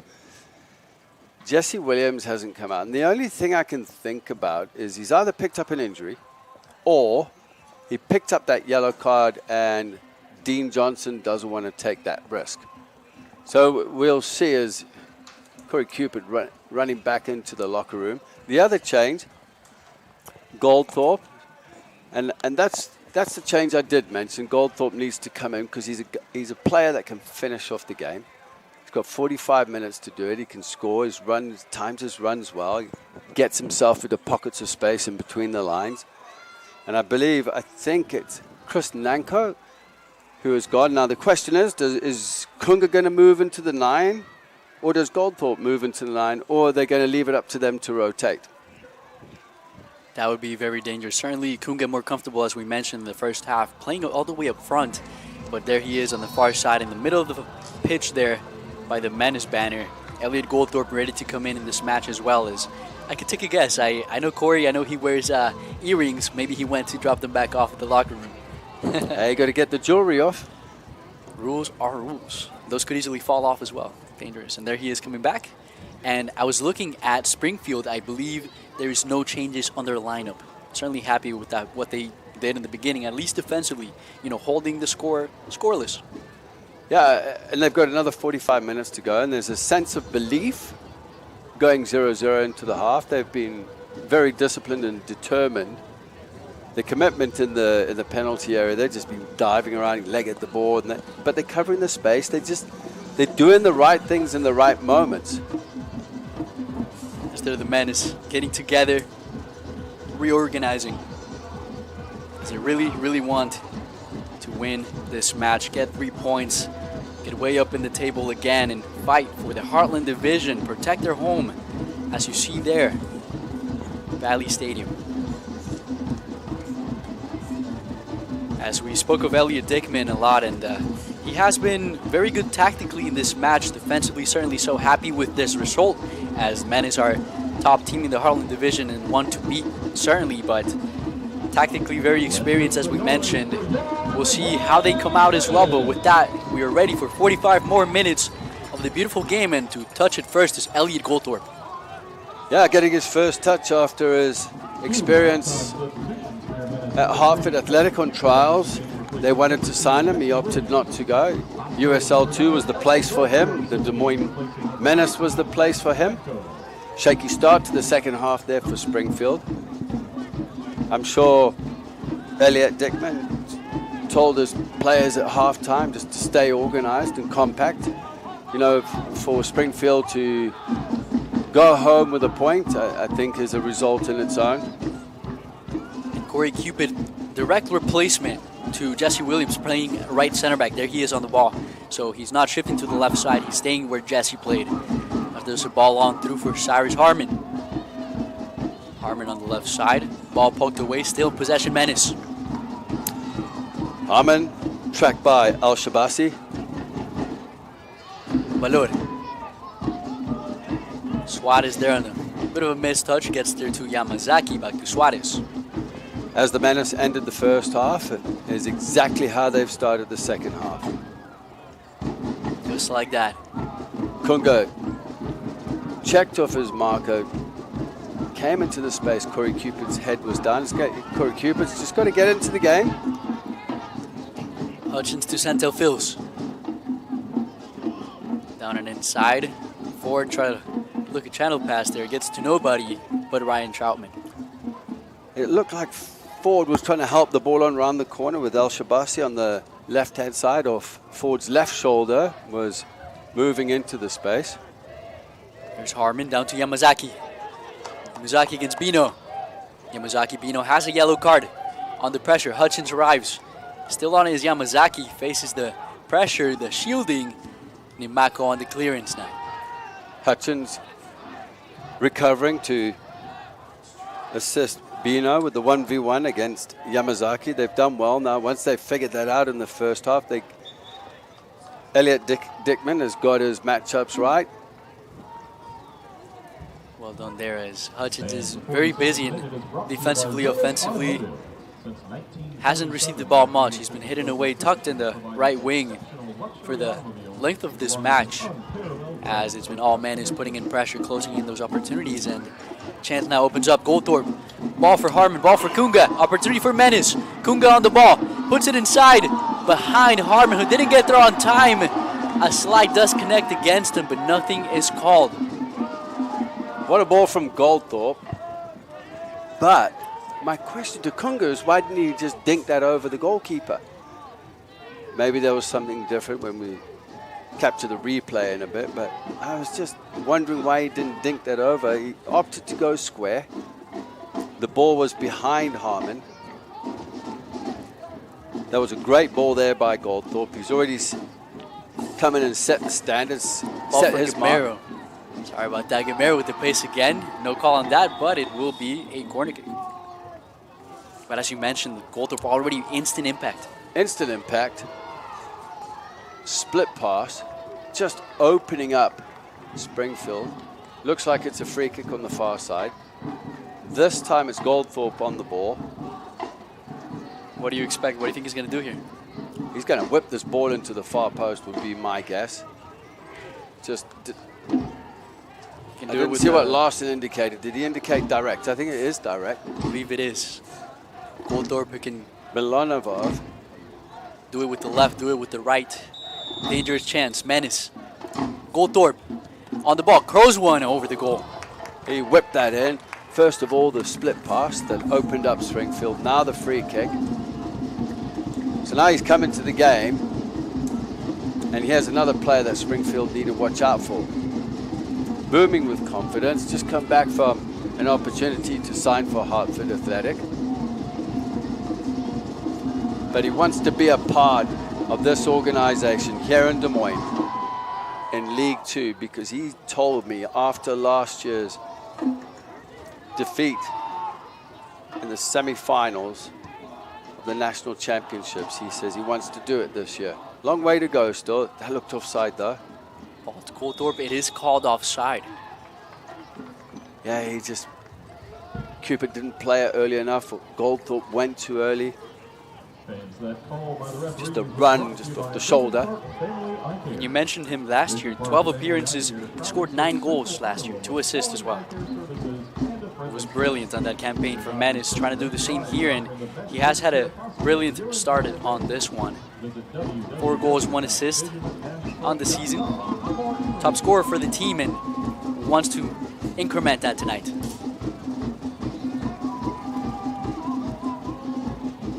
Ford. Going back to that chance that Kunga had on Harmon there in the middle, I think it could have been one or two things. Either it was on his weaker right foot, but he could have dinked it with the left too, with just as much force.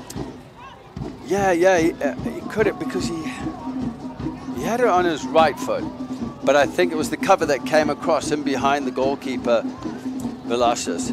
Cover came across, and I think he saw that and opted to go into Harmon. Just on the peripheral, in his left eye, just seeing Harmon coming in, but Harmon was gone. The ball was played behind him. Amiri tried to cross the ball inside. Yamazaki on it. Bino now. Left-footed shot blocked by Yamazaki again. Valor tried to get the header. Ball bounces in the foot of Trotman, looking for Goldthorpe on the far side. Trotman going for the quick one. It was well taken care of on the far side by Al-Shabasi. Forward. Back for the Monarchs. Looking for Santel Phils. Corey Cupid. Introduced in the second half. Ball inside for Humberto Suarez. Harmon looking for a run there. Nimako reading every single one of his movements as there is a ball by Suarez. Ball far away for Gunga. Velasquez deals with it. Velasquez playing a higher line. Now Amiri busier this time already in the second half, moving the ball to the side. Bino. Hutchins on the right. Bino goes inside, past one. Suarez slow to the touch. Back to Trotman. Suarez was a little bit too casual there, especially with the pace of the attacking player coming in there. The last thing you want to do in a match like this, it is 0-0. It feels like you're winning by 8, but you're simply not. And Goldthorpe on the run there. Sandy to recover, but those mistakes, you cannot fall asleep in the back line because those players have been playing back for a while. They got a lot of energy on them. Yeah, and that was the first time I've seen Bino go forward. He switched with Namako from centre back to right back just to get the matchups right against Yamazaki. But that's the first time he's gone on an overlap. I mean, he's been defending all of them. They've been defending in a low block for most of this match. Valor. Down to Yamazaki. Harmon alone in the box, crawling up. Yamazaki cuts inside. Right foot. Valor. Had a chance there, couldn't possess it and get a shot out. Now Santo Fils. Against Konings. Konings trying to poke it away. Santil Fils gets the fall in favor of himself and Springfield. And he did land a little awkwardly. Well, that was good there by Konings. Konings stayed with Santa Fils, who was going laterally. Corey Cupid actually recognized the run of Nedic going into cover. So instead of Corey Cupid stepping in to help, and Nedic covering for Cupid, Corey Cupid came across just to cover the space. But look at this here, as you see Nedic going across. Another challenge. Elliot Dickens, both hands in the air. Just casually appealing for a free kick. It's now on the pass is Sandy. Long ball. Konings wins it this time. Lovanov pokes it away. Now Nedic from the back line. Menace again trying to work forward. That was Suarez on the ball. To Cupid. With time inside to Valor. Amiri on the press. Suarez back to Konings. Patient attack by Menace. A little less urgency. This time is Cupid down to Valor again. There it is. Yamazaki on the far side. Ball lands inside, but another offside. It's hard to see from here, but Yamazaki can see the line. But the other thing is Valor, he's sitting in there. He drops in. His positional play is very good. And he's like a sprinkler. He's just receiving the ball and he's distributing.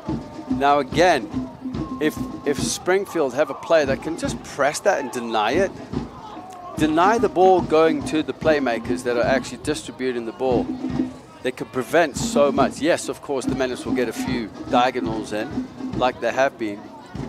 But if you take away a couple of things here, you drop deeper, you deny space behind.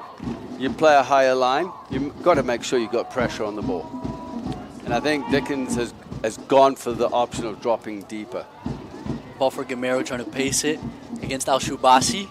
Al-Shubasi deals with it, but you're right. Elliot Dickman has... I was going to ask you this. It seems that a lot of teams have slowly adapted to the Menace way of play, as it's been really clear how they do it. The width, the long ball, the line up front. Do you think that good coaching, good technicality, but also in the sample of Chicago City, a team that recruits really well, Springfield not as good recruiting, but technicality, they are there technically in knowing how the opposing team plays? Yeah, here's what you'll have here again. You see, I've just looked across the field. Elliot Dickens has just given the thumbs up to his team, especially on the far side. Elliot Dickman, excuse me there. Elliot Dickman gave a thumbs up on the far side to the right centre back and the right back. So we're talking about Namako and Bino, just for their defending and how they were defending there. And those are the small details that get recognized that a lot of people don't see. Now, you can have a team of as much talent as you want and not come away with a result. You could lose. You could have a team with less talent, but very, very organized. And this is what's happening here. He's got some good players in here, but they're just soaking up the pressure. I know it's frustrating, but they're doing a job. They're sticking to a game plan, especially after the first 10, 12 minutes. Substitution for Menace. Harmon stepping out, coming in for Des Moines will be Tyrese Spicer up front. Very pacey, taller than Harmon. Playing alongside Kunga. So Spicer coming in got 2 assists in the Des Moines Derby last week. Dean Johnson certainly liking that, helping on the through ball. So Goldthorpe, Spicer joining Kunga on the offense. But now the Monarchs on the ball. A like-for-like change just to freshen things up here. Hutchins fighting Yamazaki. Yamazaki gets called on the foul. Set piece for the Monarchs. And this is something that I think Dickman and his squad have probably worked on in training. Set pieces in and around the penalty area. As you can see, Sandy stepping up. It's going to be an in-swinger. Also does set pieces and anything creative for Dominica's national team. We'll see what he can do here. Float it up. Looking for Namako. Troutman jumps it, palms it, takes care of it. Well done by the keeper there for Des Moines. Troutman did very well. Coming out for that. Timing was right. Getting both hands to the ball. That's very brave. Under pressure. And that's the job of the goalkeeper. Ryan Troutman, very experienced goalkeeper out the back. Had his last season as a redshirt freshman, and Louisville, his hometown. And certainly Menace love to have him. Quite a few clean sheets in the season, some not, but again, a great performance for Des Moines. As here's Spicer, his first ball. Up on Al-Shubasi. Up and away, Luka Nedic. Trying to repossess. Referee slightly on the way. Amiri gives it to Valora. Now Spicer, chance for Des Moines. Al-Shubasi gets the best of him.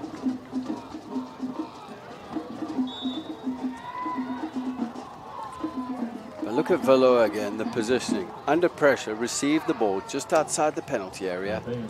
Recognizes where Spicer is and just outside the foot just flicks it into him. It's those little moments. Spicer, eager to get in this game. 2 moments there where he could have just come out with the ball again and recycled it. Al-Shubasi, English and Palestinian player, plays at Brentford A in the Community and Education Football Alliance. Certainly liked him in the recruitment as just a tall defender, plays left back, plays center back, and good in terms of development. A really good player that you want in development. Yeah, versatile in different positions in areas of the field. Do I like that he's matched up against Gamero on the far side? Maybe not, as a through ball couldn't get to Yamazaki. Velas is there first, but the pace and the low center of gravity of Gamero has been really troubling for Al-Shubasi now on the ball there. Yeah, as you can see, Al-Shubasi just doing the little pirouette, which we'll call the Maradona on the ball, the spin turn. But he's also got Emervan. Defensively, he also needs to drop off and just cover. We're going to a pivotal double six where Al-Shubasi will have the support from one of the midfielders. Bino to Hutchins. Loses the ball out on the far side. Yamazaki will throw it in. Bit of a talk there, and maybe had a chat with Yamazaki. It'll be a yellow, a third yellow for the Monarchs. This one to Ronan Hutchins.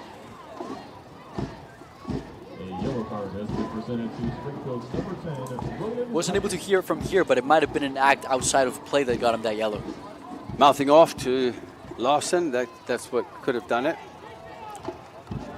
So Bino on a yellow card and Hutchins on a yellow card. Williams picked up a yellow card in the first half for the Menace.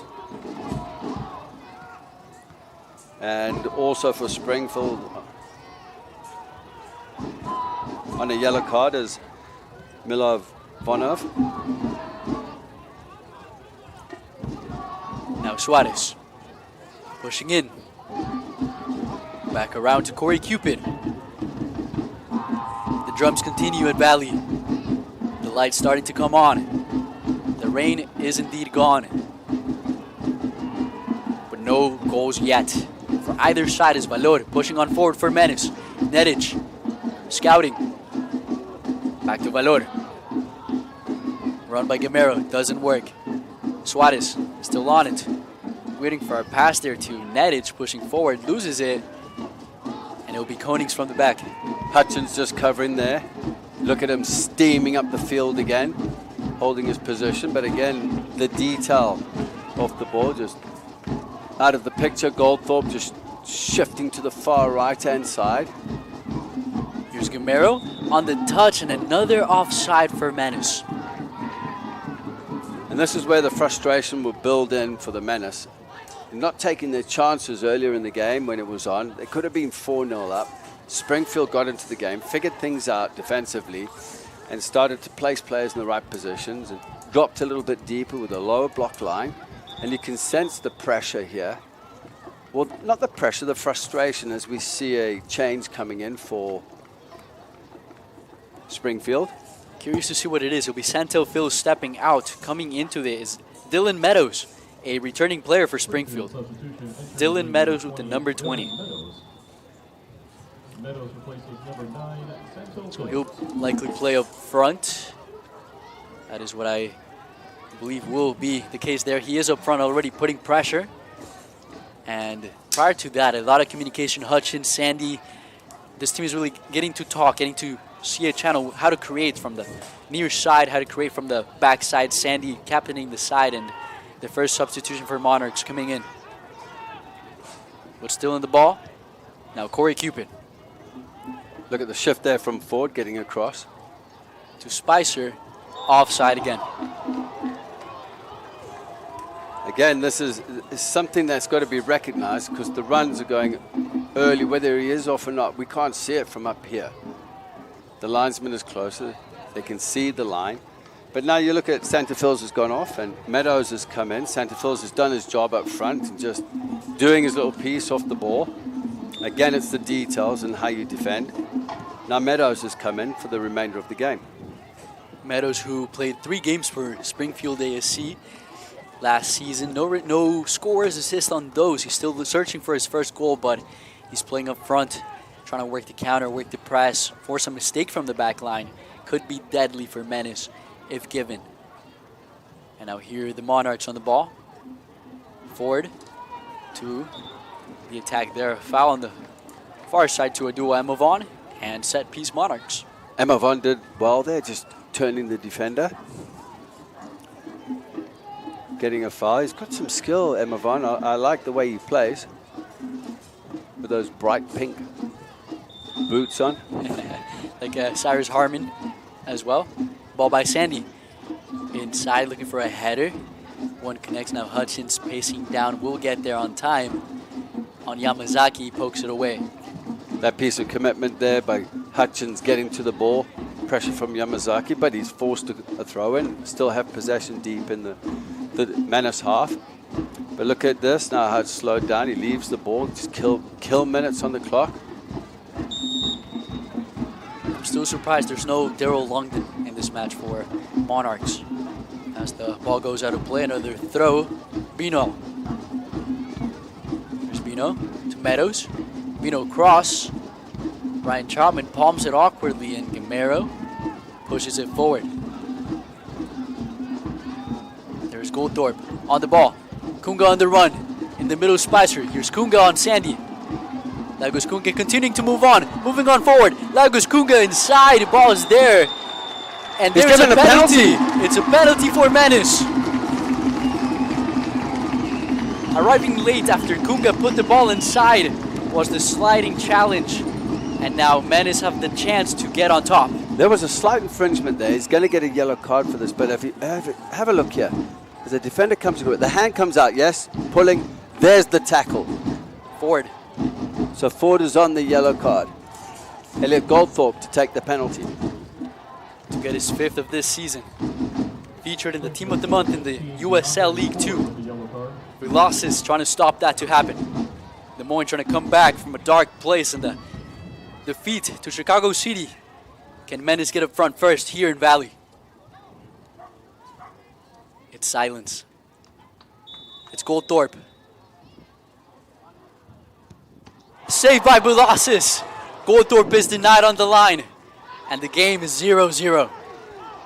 Is this not going to be the Menace night tonight? Look at Springfield players celebrating the save, which rightly so. Velasquez diving to his right. Goldthorpe went for power across his body. We'll get a look at this in a bit. Struck it well with power, but it was goalkeeper height to the right. Maybe if it was on the ground and low, it would have been difficult for Velasquez. Here we go, we'll see this again. Goldthorpe, look to his left, struck it, that's goalkeeper height. But also credit to the keeper because it was a good save. Velasquez from Jamaica, New York, played at Nassau Community College. And now is the star of this match. Is mistake there by Suarez. Hutchins inside. Challenge does not touch him at all. Hutchins falls. Koenig's back to Suarez. There was no contact there. I think Larson was close enough. Hutchins on the move. If he stayed on his feet, could have been a chance for Springfield. And now Menace back at it with Kunga all the way in the middle of the pitch. Kunga's movement is unbelievable.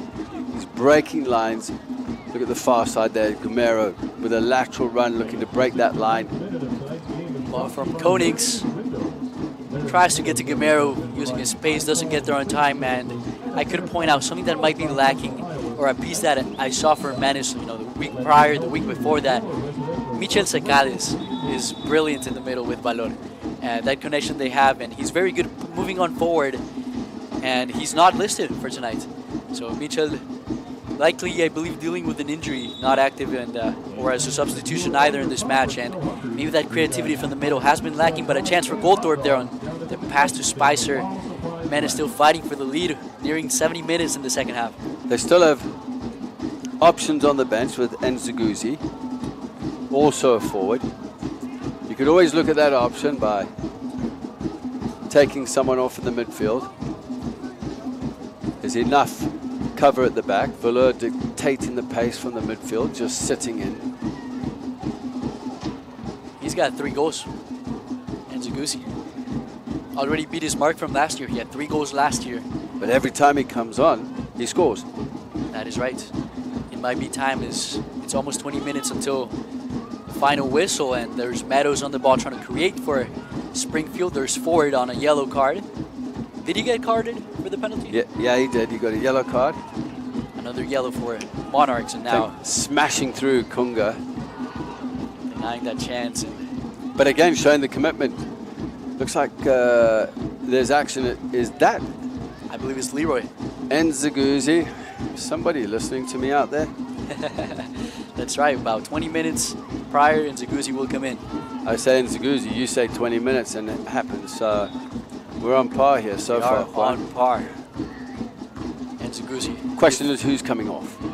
Might be Lagos Kunga. It is Lagos Kunga. Kunga is stepping out as we see. Nziguzi, energetic, fan favorite. Fan favorite here. All his fans from his business, Techers, have all come out to watch him. That's right. Coaches there as well. Good for the youth here in Des Moines, getting active, playing the beautiful sport. The assistant coach in the under-19 boys with VSA Rush. And now Gamero pacing down inside, finding Spicer, doesn't get there, cleared by Bino. Valor still on it. Here come the Menace. Here's Nziguzi. Valor back to him. Yamazaki, chance inside. Velasquez fumble. He gets it after all. What a ball played through by Valor. Nziguzi holding it up. But Yamazaki didn't get a hold of that ball. All he had to do is just get his body over the ball, drive it across the box. So close, as there's the Nziguzi already making impact there on the runs. He's very energetic. Him and Spicer will cause some trouble if Menace can figure out to work the counter, as that was Meadow there on the touch, Hutchins in the pressure, Amiri as well. Now to work from the backside will be Valor. Larson had the option of playing advantage there. Valor did well, shielding the ball. He's protected the ball well. And Bino goes down. Has been really, really good for the Monarchs this match. Yeah, he has. Just wonder if he's killing time or he is hurt. There's no action on the bench, as you can see. So, nobody warming up. Elliot Dickman has said, no, Bino, get on with this. We need you at right back. You're up against Yamazaki. We need the matchup. Hutchins has now dropped into the line as a back five. And now Corey Cupid trying to move it forward for Menace. Yamazaki, as mentioned. They still need to keep the movement with players coming into the pockets of space and then the opposites and the counter movement, stretching the line. Suarez to Gamero. Beautiful ball, Gamero. On Emovon, loses this challenge. Ball back to Cupid. In the middle is Valor, in the back is Konings. There's the mention. And now here's Suarez. Down to Yamazaki. Hutchins now helping the press. Yamazaki, ball inside way too far. Springfield will be happy with that. They want the Menace to do that all day. And again, it was the option on. Could he have gone a little more and then threaded that ball through for the runner of Nziguzi? It's just a sense of panic. Would you say that Springfield will leave tonight happy with 1 point? Yes, I would. And I think that's the objective. Now, a bonus if they leave with 3. Scoring off a counter-attack, which I don't foresee right now because they've just been behind the ball. They had a moment for about 4 minutes, halfway through the half. Meadows is very alone up top as he's trying to work around Konings as Amiri goes back to the backside and Aruwa loses the ball there. And now Gamero on it, challenged by Ford. Ball back to Menace. Got to give credit to Ford, Amiri, some of these players in the midfield, Hutchins. They've put in a shift. Ford's been all over the place. Got himself a yellow card with the challenge on the penalties. Just got to be very, very careful. Another yellow could be deadly as well, as it could be given. There's a few players with a yellow card for the Monarchs. As ball for Nziguzi there doesn't get there. Amiri on the header. Valor brings it down. Stepping inside. Looking at Yamazaki. Try to connect. Doesn't quite do so. And it'll be a goal kick for Velasquez and the Monarchs. Well, Yamazaki did go. Then he checked back. Valor saw that, head down, played the ball quickly. But the coverage came through for Springfield. So it was covered. And I believe it was Amiri. The work rate has been phenomenal off the ball. For anybody tuning in just now, Velasquez saved a penalty from Goldthorpe, keeping this game at 0. Huge, huge save, keeping this even on this night, as we see Corey Cupid moving on forward to Gamero. Gamero using the pace, blasting through, puts the ball in, looking for Goldthorpe, slippage, clearance. Nothing there for Goldthorpe, and now Yamazaki tries to steal one away, but doesn't do it without a foul. Goldthorpe didn't expect that with Nimaki. Nimaki just missed kicking that ball. It just landed with Goldthorpe, and it was like a surprise, just hitting into him. Plus he was blocked, as you can see here. Great work here on the far side through Gamero. Great ball in. Should have been dealt with. I think it was more of a surprise that that ball landed at Goldthorpe's feet. Should have been. It left Nimako's touch with a lot of pace. Hard to control there, even with the surprise in there. And chance for Menace doesn't quite get there. 15 minutes left, just about, in this match, and still hungry for a goal. We are here at the press box, but Menace even more looking for 3 points, and it can get dangerous is Chicago City. They haven't lost yet. Yeah, and it's up for grabs. They have to win this. They need to get the 3 points to maintain a position at the top. Foul on Nziguzi. It'll be Goldthorpe to take it, and chance for Menace here on the set piece. Elliot Goldthorpe will step up. The drums, the flags waving. Everybody here eager to see a goal from the home side. Elliot Goldthorpe lining one up again. Konings, Cupid, Suarez, and Nziguzi up front. Spicer on the far side. Gamero as well. Ball inside, looking for a header. Header by Corey Cupid. It's a goal for Menace. And they get the first one of the match. They get the lead. Just like that. And the most difficult one to deal with of the match, steps up Corey Cupid. The assist by Goldthorpe. The 2 changes is Dean Johnson, an absolute genius. But great technique on the free kick. Look at this. Whipped in by Goldthorpe. And there he is, Corey Cupid, just breaking free and planting that ball into the opposite corner of Velázquez. And Velázquez is sitting on the ground right now after saving that penalty here. Look at this again. Whipped in.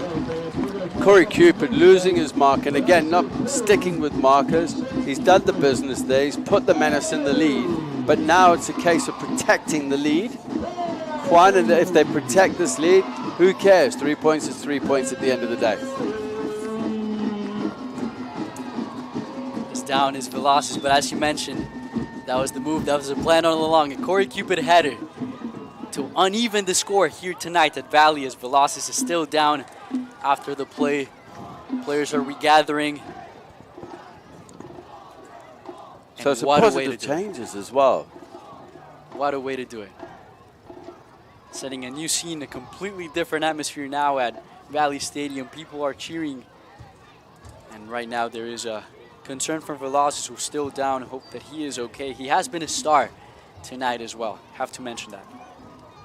Now there wasn't much on the actual any challenges. I wonder if it's a knock he picked up earlier, or he's done something to his back. I'm not sure, but as you can see on the far side earlier on with all the Springfield players grabbing some water while they can.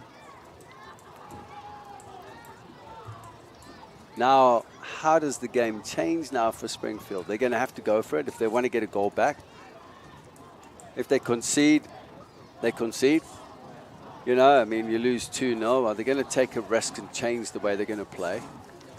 They have to fight for something, certainly, as we see some people not quite warming up on their bench, but might expect a substitution, maybe more aggression. Nonetheless, Menace have the lead, currently have the 3 points, and are hungry for more.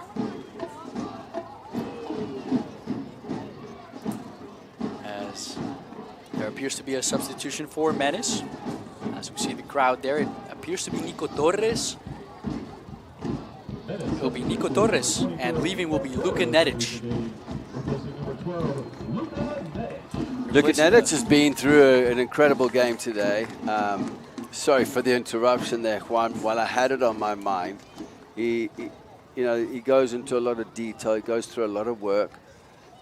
Just some of the small things in the game that need to be credited to players. So that looks like Torres for Yamazaki, correct? Yamazaki stays, leaving was Nedic. Nedic, there you go.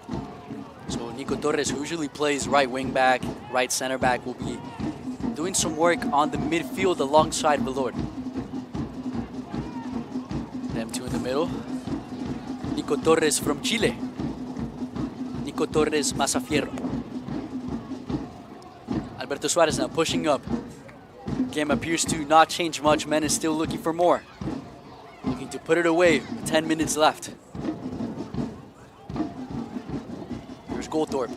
Back to Gamero on the touch. The goal scorer tonight, Cupid. 78th minute, about a header via a Goldthorpe pass. The story of tonight. And what a header it was. Perfect placement away from Velázquez, who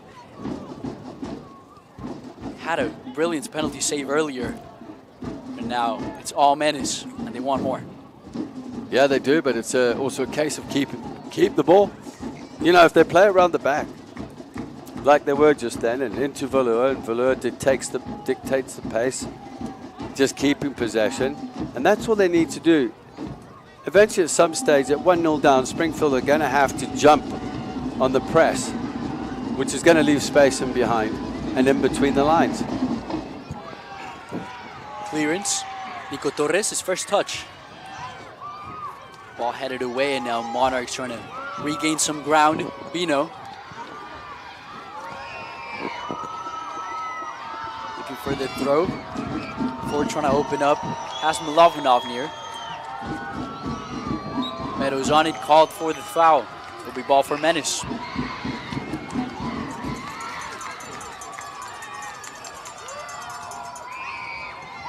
Now Diego Konings. Corey Cupid. Back to Konings. Now Nico Torres. Torres scouting. Ball to Yamazaki, didn't quite connect on it. That was a good ball from Torres.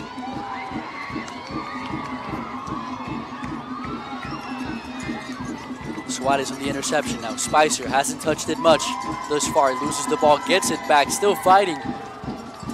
It'll be Gamero back for Cupid. Now Konings.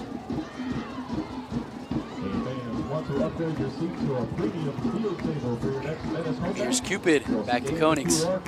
Showing up his Valor in the middle. Down is Yamazaki. There he is, on the ball. Keeps it in. Hutchins on the press. Yamazaki cuts inside. Sees him go away. Ball inside. Looking for a volley. Gamero on the ball. Spicer couldn't get it. Gamero still on it. Tries to cut inside, and it'll be a corner in favor of Des Moines. Spicer just taking a swing and a miss there. Yamazaki doing all the legwork down the left-hand side, delivering a great ball. But here again, as forwards, one of you have got to check back into the space that's being created by pushing the back line deeper into the 6-yard box. Goldthorpe looking for a second assist tonight. Ball inside, floating, and it's a goal. It'll be a goal for Menace after all, and Corey yet Cupid. again, it is Corey Cupid who gets a brace. Corey Cupid gets the goal for Menace. Ball inside, in danger, gets put away by number 3. It's 2 for Des Moines. An assist by Goldthorpe. Let's count it. That's 2. Off the corner. The set piece is working. Has worked. Set piece genius as we see this here. Goldthorpe whipping the ball in with his left foot. Great technique into the penalty area. Missing the goalkeeper, Velasquez. Hitting Corey Cupid, doesn't matter where, on the chest. He was in the right position. And goal number 2 for Corey Cupid as he acknowledges the bench. Here we see a different angle, and I'm curious to see because Sandy called it for a hand. It looked like a chest. I can see a chest, possibly. Did it come off an orange jersey? I think Corey Cupid will take that. Certainly so. 2 goals on the night. If it did bounce an orange jersey, it will be counted as an own goal, but as of now, might be Corey Cupid on it. We'll make sure to update you on who it belongs to. Nonetheless, it's announced here on the field as Corey Cupid on it, getting a brace. How about a super sub, Corey Cupid? Super subs with the assists.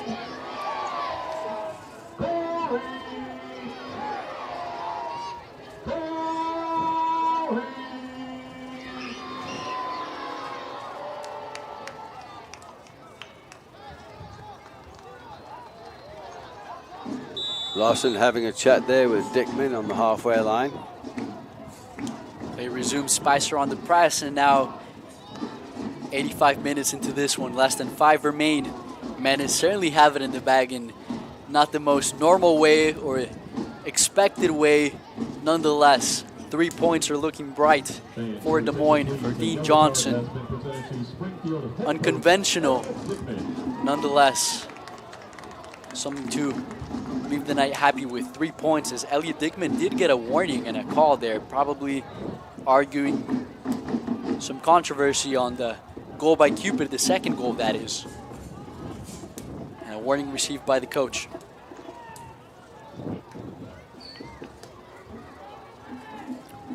This is where the concentration levels need to be raised at this point here with both teams.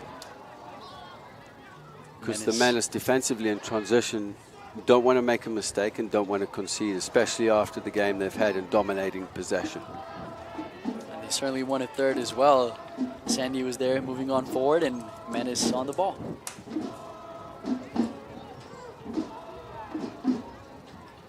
Corey Cupid, who after this would have 2 goals, had 1 assist in the first match of the season, I believe, or the second against Wichita. Returning player for Menace, certainly loved as well, another fan favorite. Yeah, you know, going back to Corey Cupid, he's shown great character and personality. He was captain of the team, he's not anymore. He was dropped from the squad starting lineup for today's game. He's come in and showed great Spicer character. On the chance, a shot, skies it. Spicer had Nzagouzi right there, square, opted to go for goal. Nzagouzi's in a better position. Wide open, entire area open for Nzagouzi. But you know, Spicer's going for glory, but he can get an assist on this. Let's see, he gets his head up, he has a look. He wasn't really closed down. He had the slight edge on the defender coming across. He could have played it across into Nzagouzi. Could have been 3 for Des Moines. Alberto Suarez shields it away. And I guess continuing to talk about the likely man of the match for tonight, Corey Cupid. I saw him at the Menace camps as well, the summer camps, and being a great leader, he has coaching experience there. He is certainly brilliant. As he will go to the University of South Florida, where he began his college career. He will go back to be an assistant coach there by the fall season. Now chance for Menace. Goldthorpe sending Nzagouzi against Al-Shubasi. Nzagouzi loses the surprise factor. And now Valor on the ball. Miscommunication there. You know, you just mentioned his name. And not just that, you got to give him a bit of credit because he was dropped from the team for this. He could have just come in, pouted, put his head down, but he came in with great character. And not just that, he wants his place back, and he's proving to the coaching staff by scoring 2 goals, getting himself into good positions, and wanting his place back. What a way to do it is Goldthorpe. Puts the ball through brilliantly to Gamero. Gamero, can he finish? It's Adrian Gamero, and it's 3 for Menace for Des Moines. It is celebrated. Gamero, Goldthorpe as well. Gets another assist tonight. A hat trick of assists and 3 points for Des Moines. Could you ever emulate that again? Goldthorpe picking up the ball with pace, the split pass, as we see this again here. Spicer into Goldthorpe, Goldthorpe round the corner into Guimaraes. Guimaraes has had an absolutely fantastic game so far, deserves a goal for his work rate, putting the Menace by 3 goals to 0 up. Lightning pace there, Yorkshire Terrier on par, finding the gaps. As you can see here again, great awareness, great decision, 1 touch. Puts the ball, slight touch eluding there, Guimaraes does well to put them 3-0 up.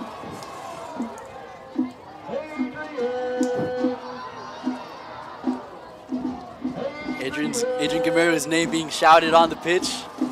The people still a little bit shy to yell it out, but they're certainly loving him for that strike, the finish, the poise, how calm. And going back to the replay you were going through, Goldthorpe saw Gamero before he received the ball, never looked at him once the whole time. He knew he was there.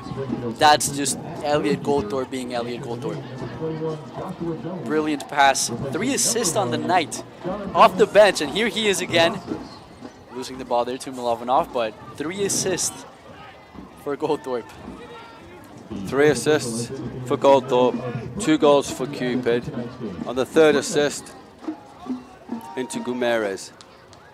You think it's a good time to announce the man of the match? I would say it is. Or are you going to hold on to it? It established as Corey Cupid. I got to say Goldthorpe has been brilliant, but you could give it to both, but Corey Cupid is man of the match. Yes, he is. And it's just for the attitude coming in after being dropped. And for me, that means a lot. You know, he's showing he wants to be a part of this team. He's not a one-man band. You know, if you want to be an individual, go play tennis. But he's come in and he's shown he's part of this team, and he's just proved it. And that first goal certainly completely broke the hearts of Springfield, and that's where Menace take advantages. In a blink, it's 3-0, and the clock is at 90, just like that. As 3 minutes were added, we're closing down to the final minute, and Des Moines is on top unconventionally, unexpectedly, in the way that it was achieved. Nonetheless, Goldthorpe came in, made a difference. Corey Cupid came in, made a difference. And 3 points will mean a lot in the Heartland division. Very, very competitive this year. I knew that the Menace get 1 goal, it'll open up. There's no need to pick up yellow cards. Leroy and Zaguzzi picks up a yellow card just for kicking the ball away. He gets a chat there. That was Leroy getting the yellow. It'll be Sandy to move it forward for Monarchs.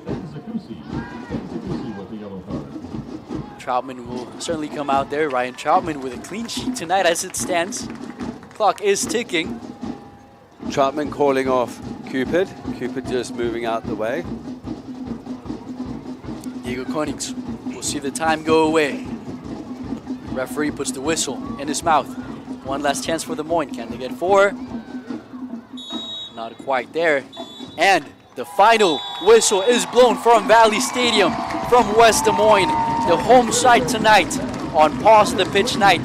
Des Moines Menace, Elliot Goldthorpe, Corey Cupid have made it 3, have beat Springfield Athletic Soccer Club on this amazing night, and something that they want to see further on this season. 3 points yet again at Valley Stadium. Yeah, in the end, like I said to you, it was going to take 1 goal for it to open up. Springfield would have been happy going away with a point. It would have been a victory. It would have been like 3 points, but a well-deserved victory for the Menace at 3-0. 3 points on the board for them, moving forward into the next game. The Moines supporters very happy to see that, and we will make sure to recap everything for you. We will go into a break here on the Central Iowa Sports Network, so stay tuned. We will not go anywhere.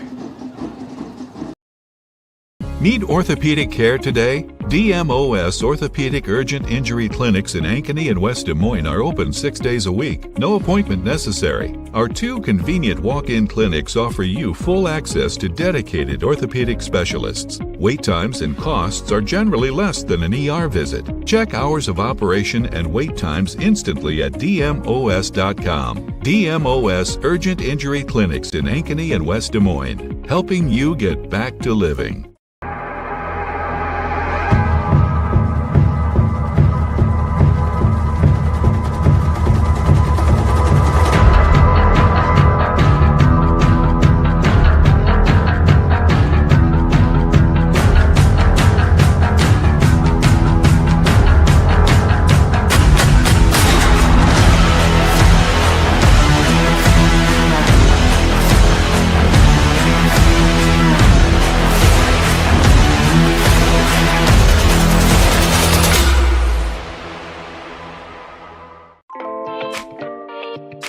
Hi, this is Chris from Fireplace Superstore.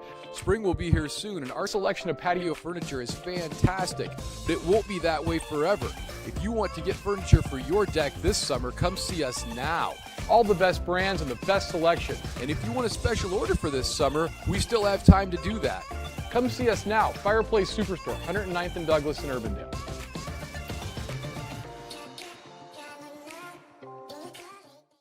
We're setting sales records at the all-new DeArmond Ford Indianola. Many new Fords in stock and arriving daily. The hard-to-find Bronco and Bronco Sports are in stock and have up to $500 accessory bonus cash. The best-selling truck in America, the F-150, get 3.9% APR for 60 months, plus $1,000 bonus cash, plus $1,000 accessory bonus cash. All this is happening now at DeArmond Ford Indianola. DeArmondFord.com, family-owned, family values.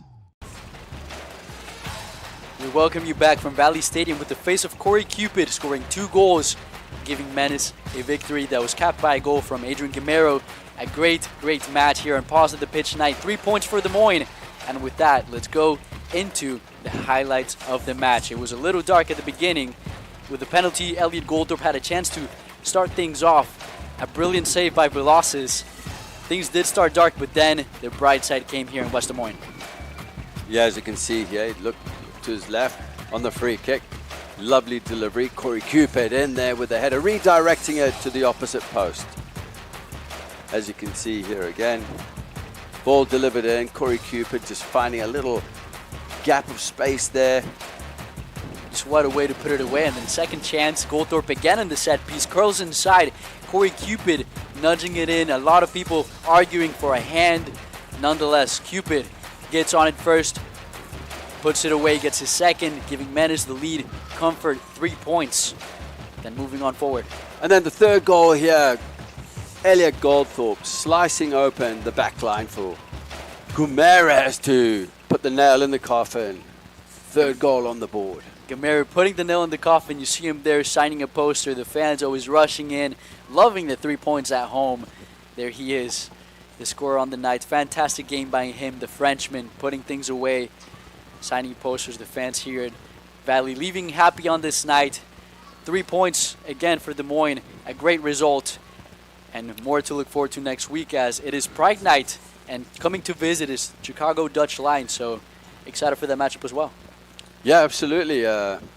Excited for the matchup. Chicago coming in, and hopefully the Menace get another result moving on.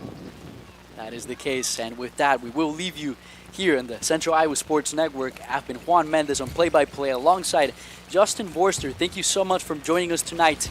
3 points for the Moines Menace. We'll see you back next week. Have a good night.